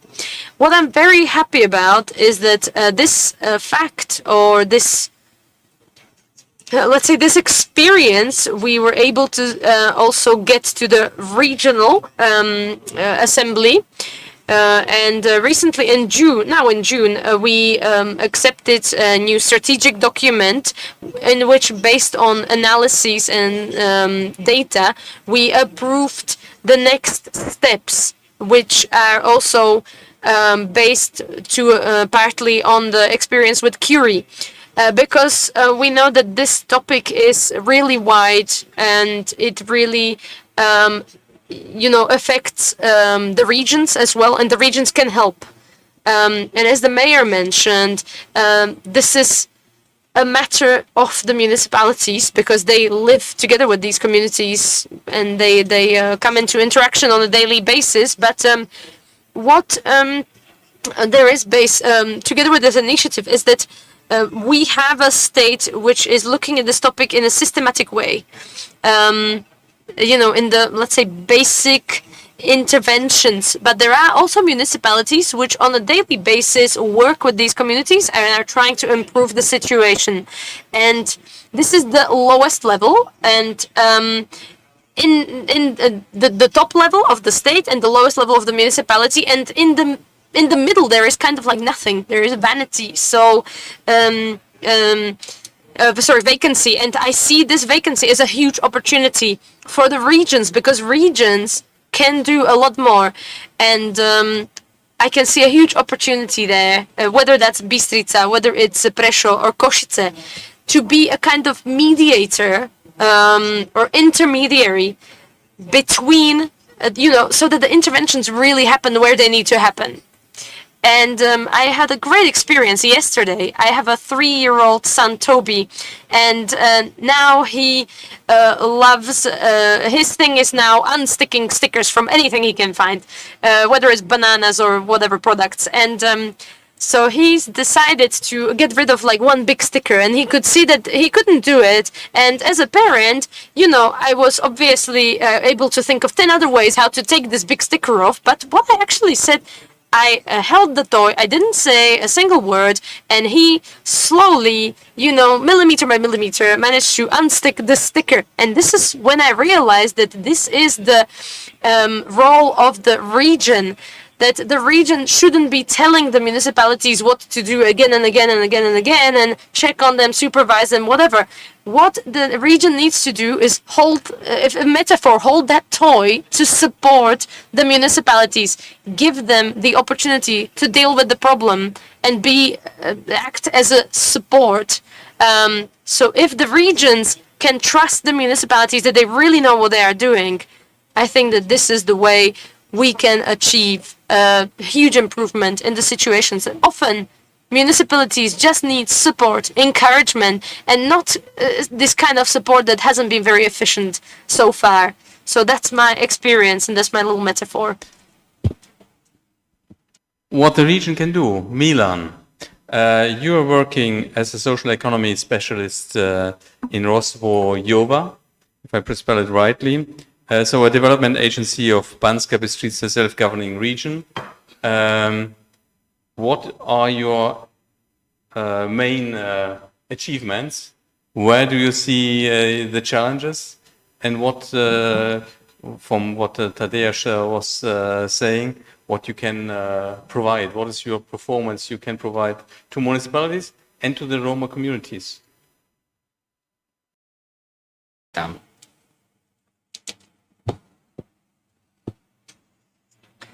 Okay, well, if I talk about the competencies from the perspective of competencies of the region, unfortunately, there isn't much in this topic that I can do, but because Banská Bystrica self-governing region can see the need, is aware of the need of the support to MRC communities, we started this development agency, and as one of the elements of supporting the regions and MRC, we've created the Department of Social Economics or Economy, and by this we created further capacities that can do their job in the region, and thanks to this component they can create employment either directly. So Banská Bystrica self-governing region is basically is the founder of these social enterprises, so it is an example for the municipalities, and it shows them how a social enterprise like this works, or how it can work. It advises the municipalities. And the second thing, it also does the administrative and legislative and basically expert level help about, employing disabled people or some people from disadvantageous or unfavorable backgrounds. And, one thing is showing that this is how it works, and that's not enough. And that's why we also created indirect help, and we created a manual for social economy and social enterprises, which are in the self-governing region of Banská Bystrica. They opened, they were very transparent with the region, the rest of the region, and we show them this is what we are procuring right now, and these are the things how we want to help you. And we will support you by giving you certain tasks so that you can be sustainable and you can generate your own local economy. For us, the way of social economy is very important, because the infrastructure for us is not about, dragging 1 million investors into the region that will create 1 million working positions. Sometimes that can be good, sometimes not. But what we can see is that our regions are beautiful, and there are municipalities which are very, let's say, clever. Yeah, they really agile, and they can create job opportunities, and they can stop the demographic curve, or they can turn it around. And this is very important for us. It's very important to employ these people, but the comprehensive approach to MRC should be much wider. We cannot just look at the employment. That's only one side of the matter, because this goes together with education, with living, etc. And these are all things that if we don't look at them in a comprehensive way, health as well is one other one. Basically, if these things are not looked at in a comprehensive way, we can, provide individual help and make individual improvements, but the overall effect will not be the one that we would like to see. And as was mentioned here, in Macedonia, I can also see from the reactions in there that they are really trying to look at this in a comprehensive way. And I hope that in Slovakia we can also do that, whether the municipalities join together maybe with the office of the plenipotentiary, or the region, or non-profit organizations. If we join our forces, we will be able to have this comprehensive approach. And of course, so far we are doing what we can, but we are looking for partners. We are trying to cooperate with the partners so that we can take this complex approach to the matter. Because without it, we'll see, okay, there's a little bit of an improvement in this area, but let's say there's an improvement in the employment matter, but there's worsened living conditions or something. So we need to do it all together, not individually, to make the situation better overall. We have, under cohesion policy, very high amounts of money which is available, but we don't absorb it.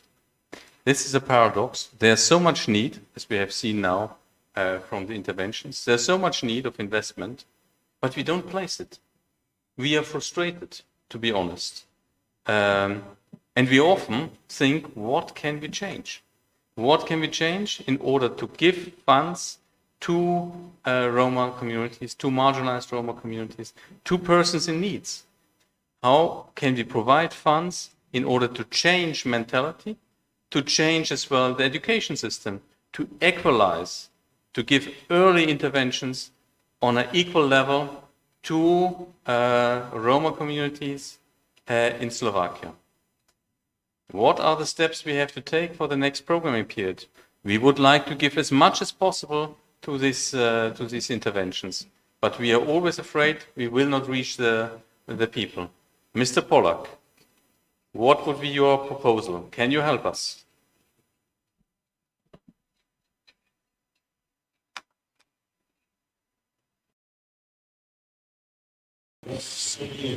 I will mention maybe yesterday's visit in Černý Balog. This municipality is very successful in terms of drawing Euro funds. Mrs. Deputy Prime Minister Remišová said that they had 38 projects here, and there are also investments into MRC. And now I'm talking about hard investments. So many municipalities don't have some kind of serious problem. Of course, there is the bureaucracy, the red tape. There's, obstacles that they need to overcome.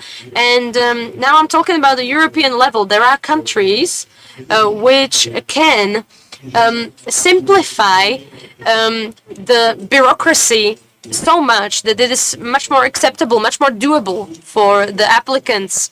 In Slovakia, there's a lot of bureaucracy, but there is a much worse problem, and that's the political will. Many municipalities and towns do not have enough political will to go into these investment projects. Municipalities and towns have no problem with drawing funds from various funds and from the ES funds. There's support of education in kindergartens, etc., through various inclusion projects. But if we talk about this thing, like let's improve the Roma situation, let's build water pipes or sanitation, suddenly the political representatives in these municipalities take their hands away. You know, they are not willing enough to go into these projects. So this is a serious problem. And if Slovakia wants to deal with this, we have to find a way how to make this easier, and we have to make it also that they are willing to do that. You will find a lot of places where they've reconstructed bus stops, where they've reconstructed town squares, but you go to a settlement and that really is severely underdeveloped, and these Euro funds are not going to go there because people are not willing to go into those projects, despite the fact that there are enough funds to do this. We are one of the few countries which has allocated money, or which has money that is allocated specifically to marginalized Roma communities, and despite the fact that this cooperation from the European Union is there, Slovakia hasn't changed much. And now the question is, I suppose, for Slovakia, how to change this political will so that the money that is there, that is available, really gets into the settlements, because it is unacceptable that in these locations the conditions are similar to some regions in Africa. You know, this cannot be. And at the same time, we have to open the question, or ask the question, that, you know, one of the solutions could be that if Euro funds are good for renovating a town square, we also have to start doing something for the settlements. You know, if it's not like you can just choose the, you know, cherry on the top, you know, to choose something that will look pretty. We have to choose projects that will also benefit the marginalized Roma community. They are not willing to go into these hard investments. And here I have to admit that we came with a solution of like this complex approach. You either take it all or you take nothing. You either also do, let's say, community work, field work, but also you have to build the water pipes, you have to build the community center, you have to build housing, etc., or you get nothing. So that's one way to do it. And there's various ways of how to influence it, because if we just leave it, if we just keep our hands off of this matter, we will have wasted another 7-year period, and at the end of the next programming period we will just think about what to do with the money. Are we going to move it into ESF, or, you know, Slovakia has ample experience with this.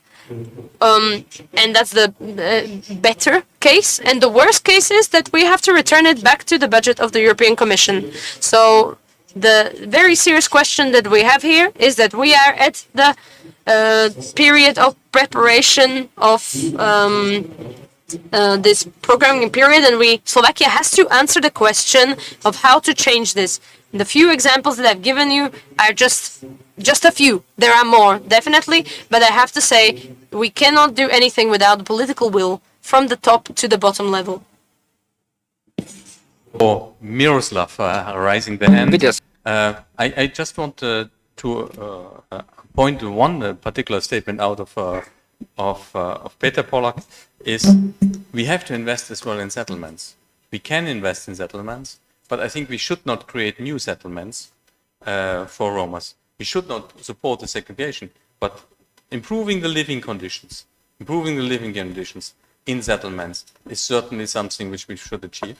But we should do it integrated, so complex, taking several elements into account. I see as well the hand is going up for Andrea Vučková. Miroslav, a short patient, then I hand over to Andrea. Okay. Vydržalo?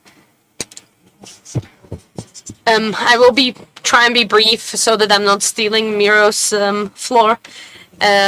You were asking what examples could basically there could be, and I hope that this final conference will provide some opportunity for some kind of self-reflection.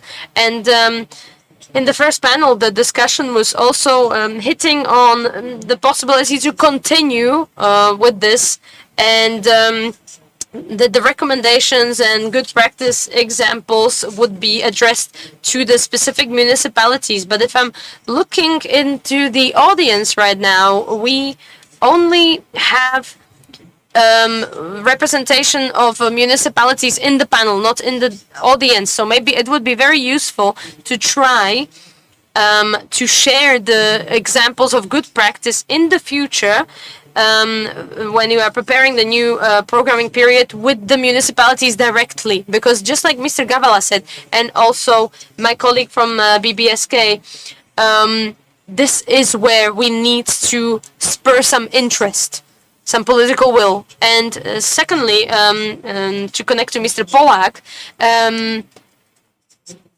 what is worth considering, and maybe not even considering, but actually changing, is creating optimal conditions for getting access to clean water. I mean, the president of the PSK also said this in connection with the district of Snina. And what we could manage is also mentioned at the, through various consultations in the preparation of the new programming period, is to minimize the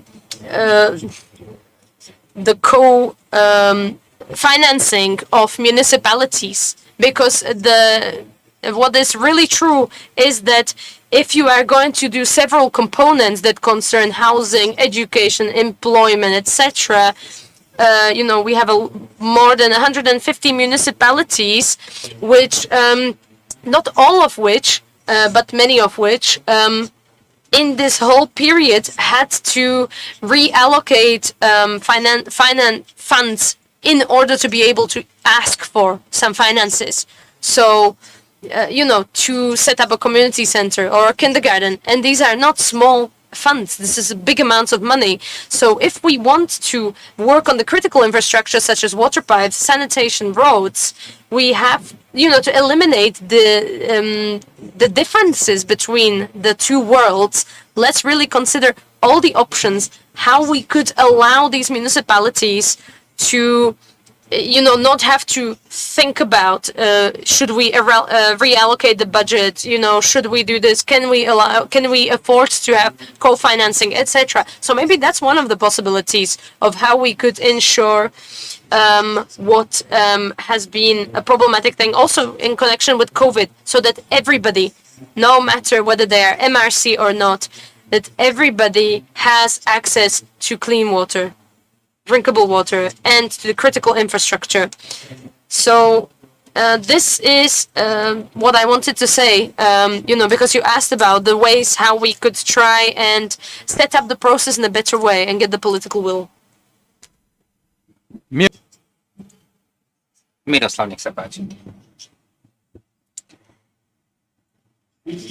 Okay, you said the political will. You mentioned a lot about political will. Before the elections, politicians talk about their ambitions, talk about, I want to do everything, I want to do this and that and whatever. And after the election, or after, later, they tell us that there is a lack of political will, and we just leave it like that. We don't really do anything about it. So one of the changes that needs to happen is a total refusal to tolerate this kind of excuse. There is no political will. What kind of nonsense is this? How can a politician lack political will? He's a politician or she's a politician. That doesn't work. I don't want their will. They, after the election, have an obligation, a political obligation, not will, obligation to do these things. And not make excuses. Oh, sorry, there is no political will. I don't care. This is not how it's supposed to be. We should absolutely put a stop to it, put an end to this. We have to, however, deal with it. We have to make sure that we do not accept this kind of excuse that there is no political will. If you have no political will, don't sit in the office. What we can do is we can request political obligation. You can go wherever you want with your political will, but have some political obligations.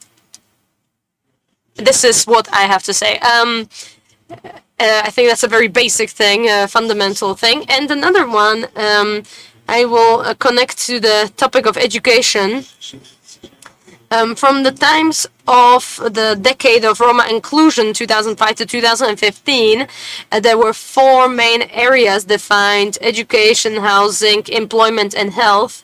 And these principles, the main areas, were into all the strategies of all countries in the EU, and they are the kind of pillar, and they are continuing everywhere, also in Slovakia, which is why I'm basing my next words on this. If a person is educated, they have bigger skills, they have better chance to be employed. If they are employed, they have a better income, they can get housing, they can get some good living, and when they have their own living, or when they can live somewhere, they can live more healthily, so they are healthy. And when they are healthy, they can afford to get better education, and this is some kind of a magical circle, so all of it is connected.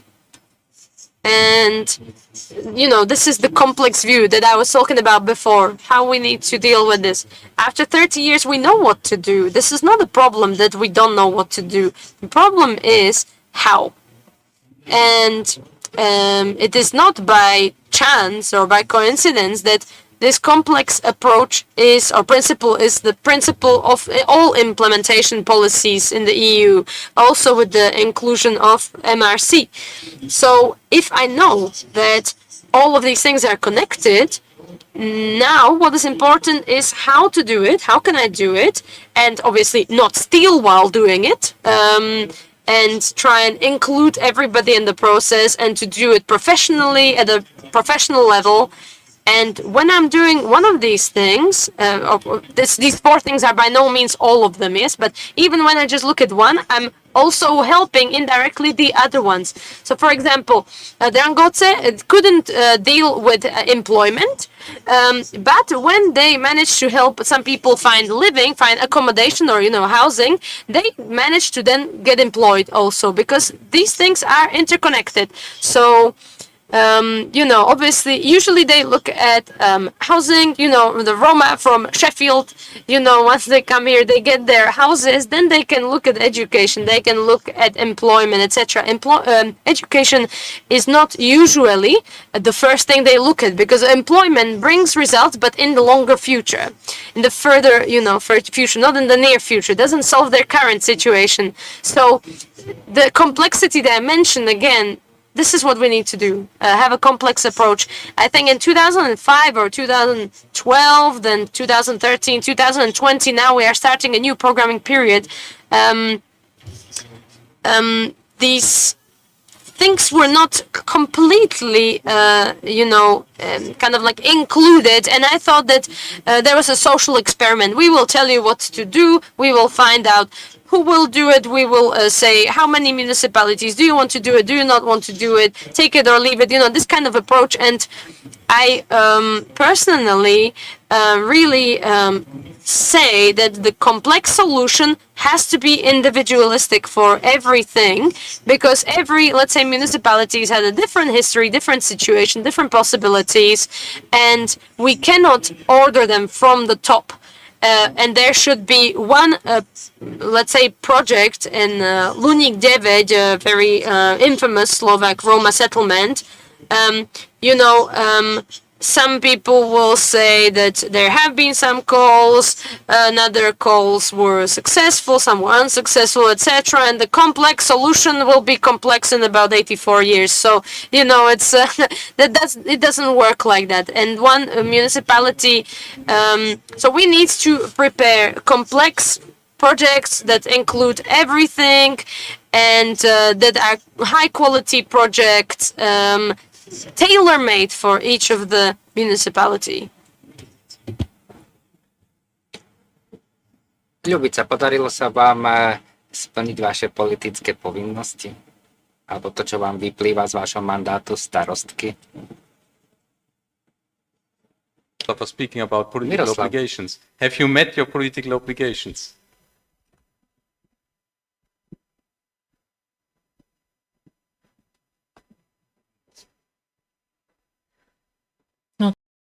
Well, whether I manage to fulfill my obligations, that's what my voters have to say. But I'm really trying to engage and participate in all projects which are done through the Ministry of Interior, through calls. I don't think I've skipped a project. And I thankfully can manage it through my MPs as well, where most of them are non-Roma, but we are trying to, in Varhaňovce, we are trying to really live in such a way that we are not segregated. And I always say, let's divide ourselves not into good and bad, not into Roma and non-Roma. So far it's worked out, and we can communicate with each other. The projects, all the calls we have to approve co-financing for, and so far I haven't had any problems with this. So far we have, in short, let's say the best that we could, which I can say, is the access to clean water. Because if you saw people who don't have water in their house and they, let it run from the tap the first time, for us, it's something we take for granted. We don't even realize how precious it could be. But it is an incredible happiness to see that the person, he can take a shower, drink clean water from their own tap, and this is, for them, it's incredible. We had a party, hey, we have water in the settlement, and they celebrated it. Not all of them are connected yet. We have, further steps that we need to take, but gradually they are getting connected to the water pipes, and we are really looking at the lands, because some of them are. There's a lot of illegal buildings there, so we are trying to go around these issues, and they can gradually get access to electricity, to water. So in Varhaňovce, the situation is getting better, and I hope that my cooperation with the MPs will continue to be good. You were referring to investments in settlement, precisely in settlement, and I saw Jondela moving her head strongly when Miroslav was speaking about, you start with one investment, it's already improving the situation. You start with the next investment, it's making their life better. This is the conditions in order to improve slowly the living conditions, and of course then other very important conditions of integrations for the Roma community. How do you see it, Jondela? Back in, where are you at the moment? South Africa? Well, currently I'm in Paris, but I was in South Africa not too long ago. So a couple of things. I think that the comment was made around the integrated nature of the challenge that we're dealing with. And the mayor of Varhaňovce is totally spot on. I mean, one of the initiatives that are very, very important for municipalities to address is settling land in the settlement, because until the land issues are resolved, it's impossible to resolve the access to services, access to housing, and so on. So I would offer a proposition that suggests that one of the key things that we need to do to improve absorption and deal with the kind of living conditions of marginalized communities is build capacity. Build capacity at a local level. This is both municipal capacity to do some of the things that the mayors have done in trying to negotiate leases with Oberiat, to compile technical documents and to prepare calls for funding. But that capacity building should also look at building NGO capacity and the capacity of marginalized Roma communities themselves to be able to engage with governance processes, whether it's going to a meeting and articulating their needs. The second key issue is around this. We talk of a complex approach, which requires integrated solutions, but the reality is that the way that the funding is organized, it's not integrated. It takes a lot of capacity from a municipality to apply to single individual calls, for instance, for basic infrastructure.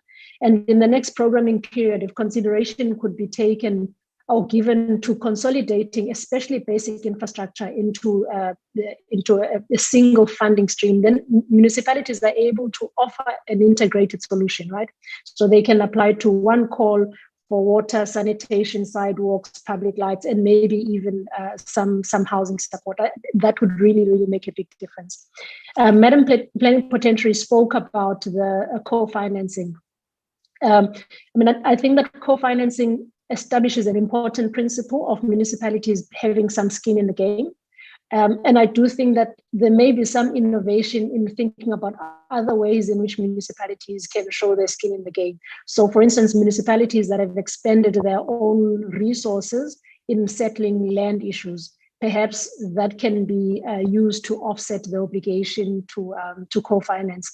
Because while there may be political will, in some instances, we are aware of mayors who struggle to get the municipal assembly to endorse investment because of the 5% co-financing. But if that can be offset through other ways of showing skin in the game, that can be made. And then just a final comment, Andreas, to the last comment that you asked around a progressive and approach to integration. One of the challenges we've observed is that the obligation to integrate MRC is not shared across all different calls, across all different investments. So while perhaps OPHR, which targets MRC, puts integration at the center of its considerations, there isn't a similar obligation on other investment calls. And it would be useful to explore in the design of the next programming period some kind of obligation, if not to demonstrate integration, at the very least to demonstrate that those investments are not deepening segregation. That way you have a lot more funding sources and a lot more policy and investment instruments that are contributing to integration, and not just the single source of funding that's targeted at the marginalized communities. Thank you.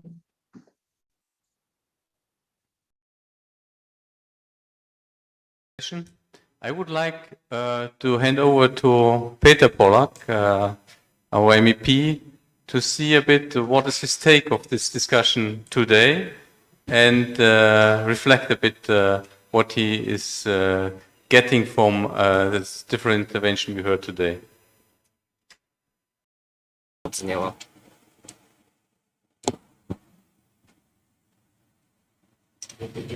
Thank you very much for giving me the opportunity to say a few final words of this very important panel, discussion panel, and I hope that we were all constructive. In any case, what it's necessary to say that we know a lot about the topic of Roma communities. It is an important and positive news. We have good information. We are one of few countries that have revised the Atlas of Roma communities 3 times. So we know where the problem is. We know which people have the problem, and we can tell which people live there, like whether they have access to water and all of these things. So we have really mapped the situation of the Roma communities quite well, as one of very few countries in Europe. And we also have good strategies and good plans. And this is an advantage for our country. And now what we need to do is pull our sleeves up, roll our sleeves up, and really do what is expected from us. And, starting with the lowest level up to the highest level, it has to be an absolute priority for us. It cannot be just an empty ambition. It has to be a priority. We have all the predispositions to manage it, and we have support from the European Commission, enough support to be able to deal with it. So what we need to do, as I said, is to roll our sleeves up and really start working hard, starting with the municipality all the way up to the prime minister of this country. And this cannot be just an empty ambition. We have to be able to deal with people who are not in favor of this topic, because in our country there are many people like this, and some of them are at high political positions, whether in local town assemblies, but also at the national level in the parliament. But we will try and find places where we can do it. We will not try and find why we can't, but why we can. And Slovakia has plenty of positive experiences as well. We have good examples from practice. A lot of countries can really be jealous of a lot of our great projects. And we have many good examples. For example, how to solve the problem of housing in Roma communities. Social enterprise is a great example as well. So we have good foundations that we can build on. We are not starting from zero, but we have still huge challenges in front of us that we need to overcome. And if we manage to overcome them, then in the next 7 or 10 years, we can be happy with what we've achieved. But what I also need to say is that in the last 10 years, we haven't fulfilled what we said we would. This needs to be said very clearly. We haven't met the expectations that we defined ourselves. Because simply that's how it is. I don't want to I don't want this to sound like an excuse for Slovakia, but other countries also haven't managed this. So we are all on the same boat with other member states. We have good support from the European Commission. We have a good European strategy for the next 10-year period. And we are expecting from, national level management that they will prepare good strategies full of, measurable indicators. We have failed with a lot of strategies because we hadn't defined measurable indicators. You cannot measure some kind of phrase that doesn't mean anything. But if you say that in 10 years, 95% of Roma people will have access to the water and sanitation, you can check that. That's a measurable goal. Ambitions are not measurable goals. So I really hope that we are ready for the next 10-year period, and that we will take the right steps. And in 10 years, we will be talking about successes, not failures. Thank you very much, Peter, for these encouraging words. Encouraging and not encouraging as well, because I think we have failed, and I include as well the European Union in this, in putting our investments for the right purpose. We try our best for the next program period. I liked very much the interventions here in the panel. I congratulate you for keeping engaged in the future, for an equal, engaged and easy in the end of administrative capacity management intervention in marginalized Roma communities. And with this, I want to conclude this short session, and conclude as well our conference here in Tále. We keep in contact, that's for sure, on a monthly basis, I would say, with our steering committees and our work. And of course, we will keep in contact as well with the political level, Dubica and other mayors included, in order to make this, what we call a sort of bottom-up approach for Roma communities happening as well in Slovakia. And thanks again for your interventions. And thank you for the public. We never managed to ask questions. I realize now, because we were so occupied with our own discussion. Probably, if there are any questions coming out of the audience, I would be pleased to hand it over to our experts. I killed the discussion. Sorry. Thank you very much, and have a nice day. Thank you.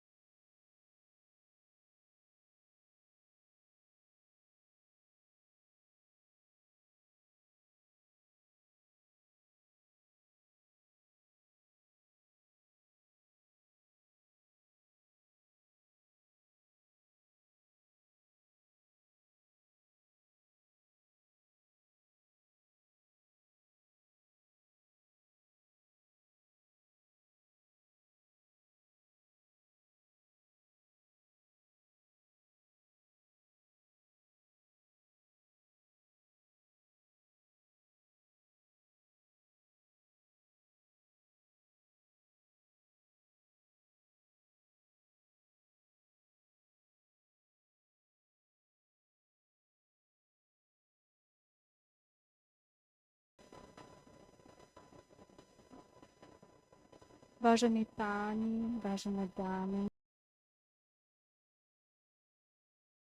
blíži sa teda záver našej konferencie a poprosím pána Balíka o prvý príhovor ku záveru. Ďakujem pekne.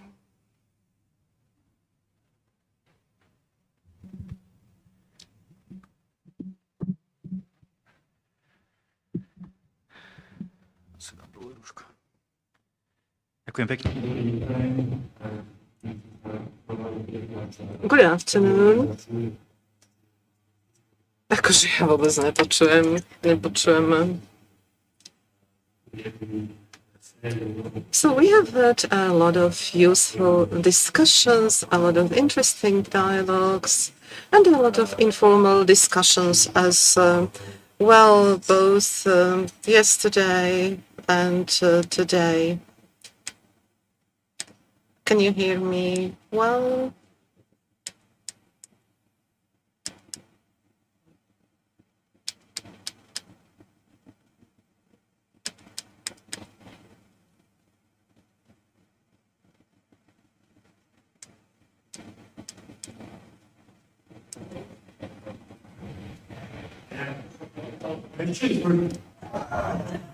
So it's working. Takže ďakujem. Thank you very much.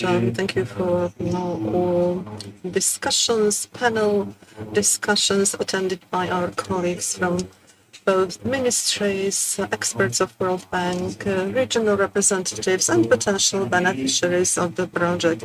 On the side of MIRI, we have identified several steps to be fulfilled during the coming months. Catching-up Regions initiative is a priority for us, and we also decided to strengthen the team of this initiative. We will continue to pay attention to the components that are part of Catching-up Regions in Slovakia in 3 self-governing regions of Prešov, Banská Bystrica, and Košice.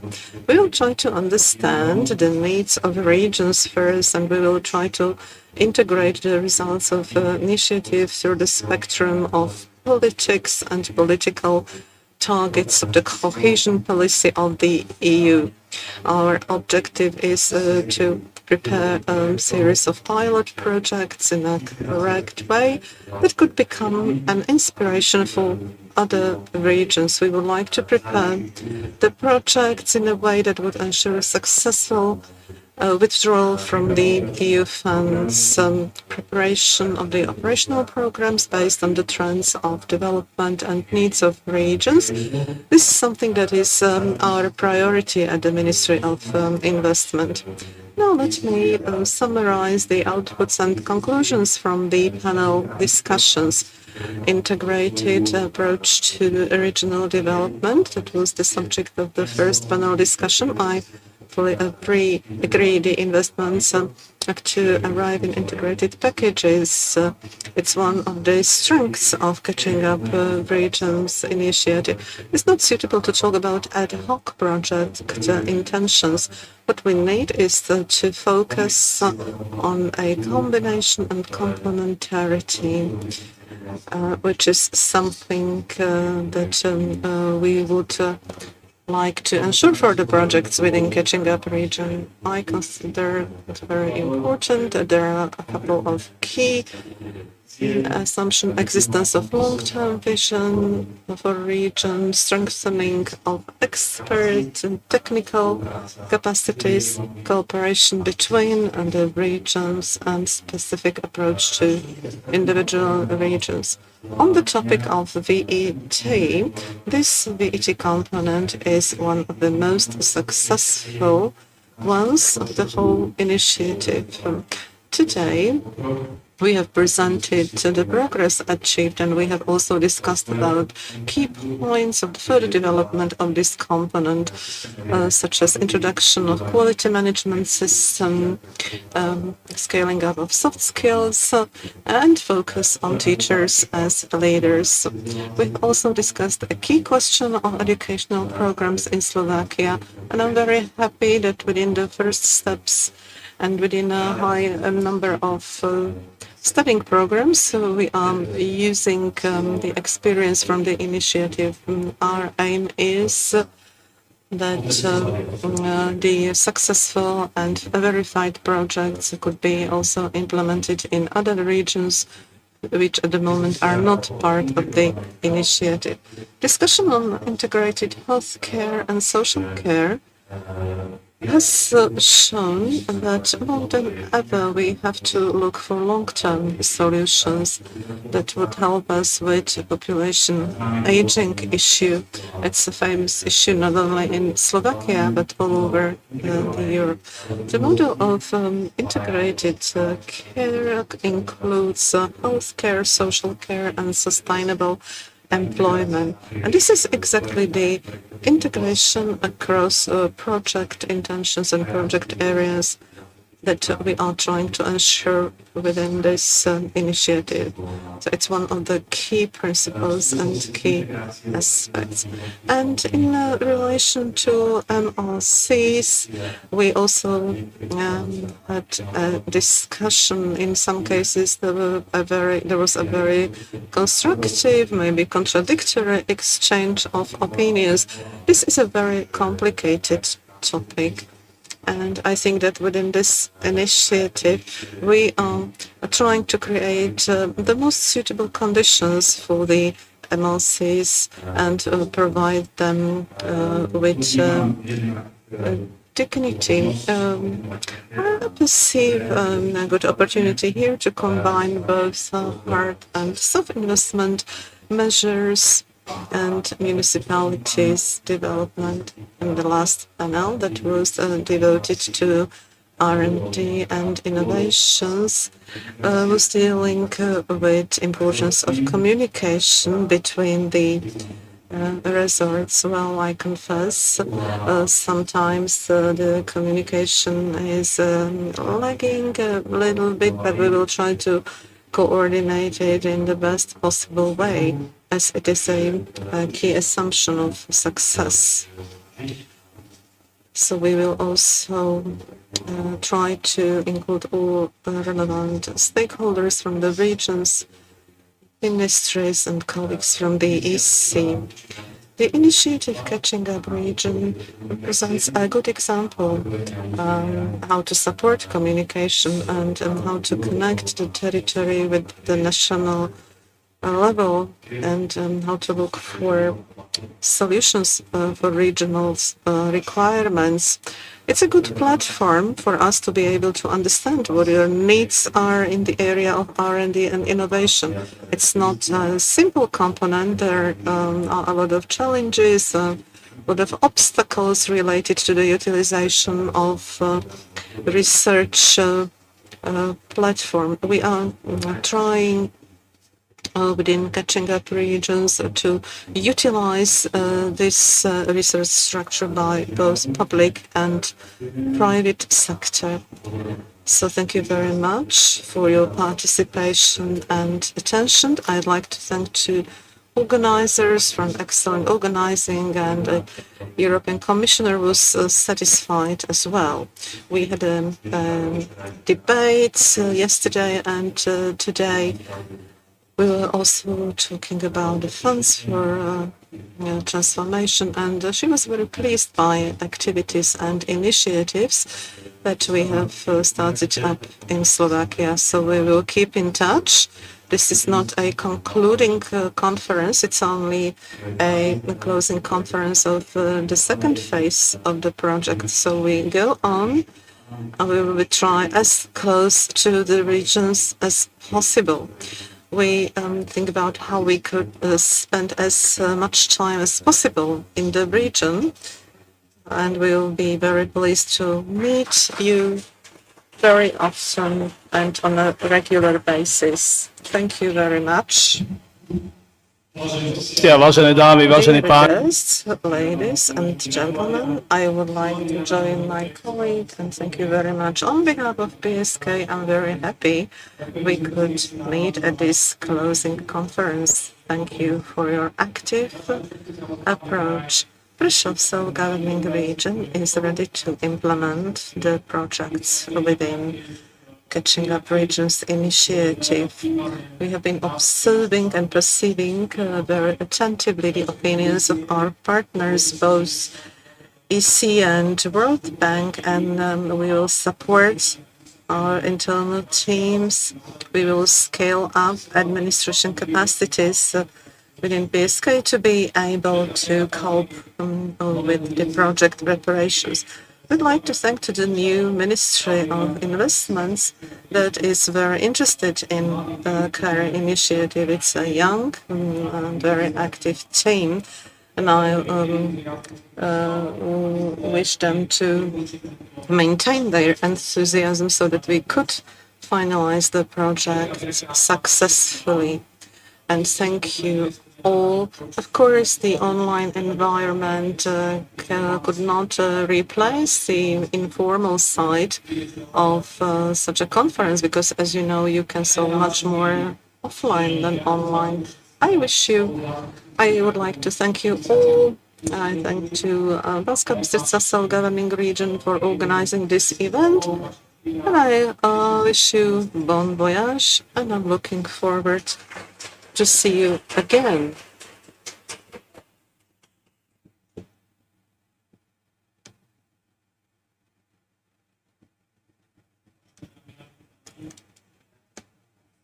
Ladies and gentlemen, we have come to the end of our 2 days conference.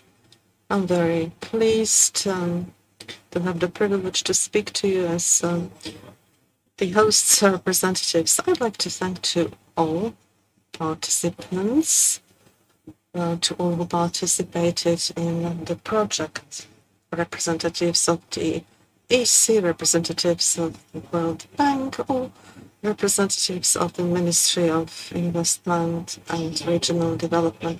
I would also like to thank to our colleagues from Prešov, Košice, and especially to my colleagues from Banská Bystrica self-governing region, who together with the colleagues from BSK prepared this conference in an excellent way. So big thanks to all of you. Not only, in conclusion, allow me to share an idea I'm taking home from this conference. And I think it's a very important message. I personally, I am persuaded, and I consider the Catching Up Regions initiative to be a shop window in European funds withdrawals. I'm sure that Catching Up Region is overwriting all stereotypes that are these days connected with European funds, and which is even more important, it is bringing a real and fast change into the people's lives that we as politicians can implement during our office. Let me speak about a couple of key components of these programs. And I think thanks to these components, this tool is different from other tools that we have known before. From the beginning, I was witnessing, and I was present during analysis of the problems in the field, directly with the people on local and regional level, with people who are accountable. And it was not solved with the experts only. It was solved with the experts of the World Bank, bringing the top innovations and the top solutions from all over the world. The second important change is that the second region is offering capacities to its users. Capacities for the public information, tools for the public information administration to be able to prepare and implement them. And we miss this ability today due to various reasons. And the third and very important element is that the current initiative can allocate EU funds very quickly and in a very efficient way. I mean, the EU funds that we cannot absorb as a country. So this initiative can absorb them, and it can place them very quickly and implement them quickly. So something which used to take the whole programming period, well, today it takes just a fraction of this period, and special thanks goes to every single partner participating in this project. And I'm going to repeat the names of the partners because each of them is important. Local players, regional players, our partners and friends from the Ministry of Investments, or the experts of World Bank, or the representatives of the European Commission. Every single of these partners is important for Slovakia at the time when Slovakia is lagging in EU funds withdrawing. We managed to bring the tool that has changed our performance and that has speeded up the whole process, and that helped us to bring money to the citizens. Slovakia is going through a deep crisis of the people's trust into the politicians' competences, into their competences to bring the change into the citizens' life. So Curry is the way how to revive this trust into democratically elected politicians. Ladies and gentlemen, I'm deeply persuaded that Catching Up Regions and this conference is not only about presenting the results of our 3 years efforts. I'm persuaded that here we are demonstrating a tool that is capable to bring a real change on a long-term basis. Each of you who is here today, you are a representative of this change, and I would like you to continue in this activity because Slovakia needs you. Because thanks to what you do, all of us can build the society together, the society that is built and based on the values that we share mutually. I mean the values of independent, competent and well-functioning institutions. It's a society who is able to create equal conditions for all disregarding their place of birth or origin, and society who is able to react to challenges, which is very important in the times of climate crisis. Ladies and gentlemen, this is our common baby. Thank you very much.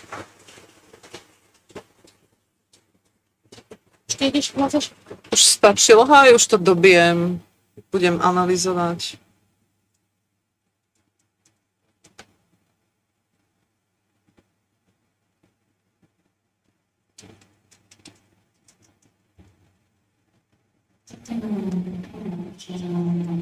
Thank you very much, and I wish you bon voyage. Thank you very much, and goodbye. Najobľúbenejšia časť.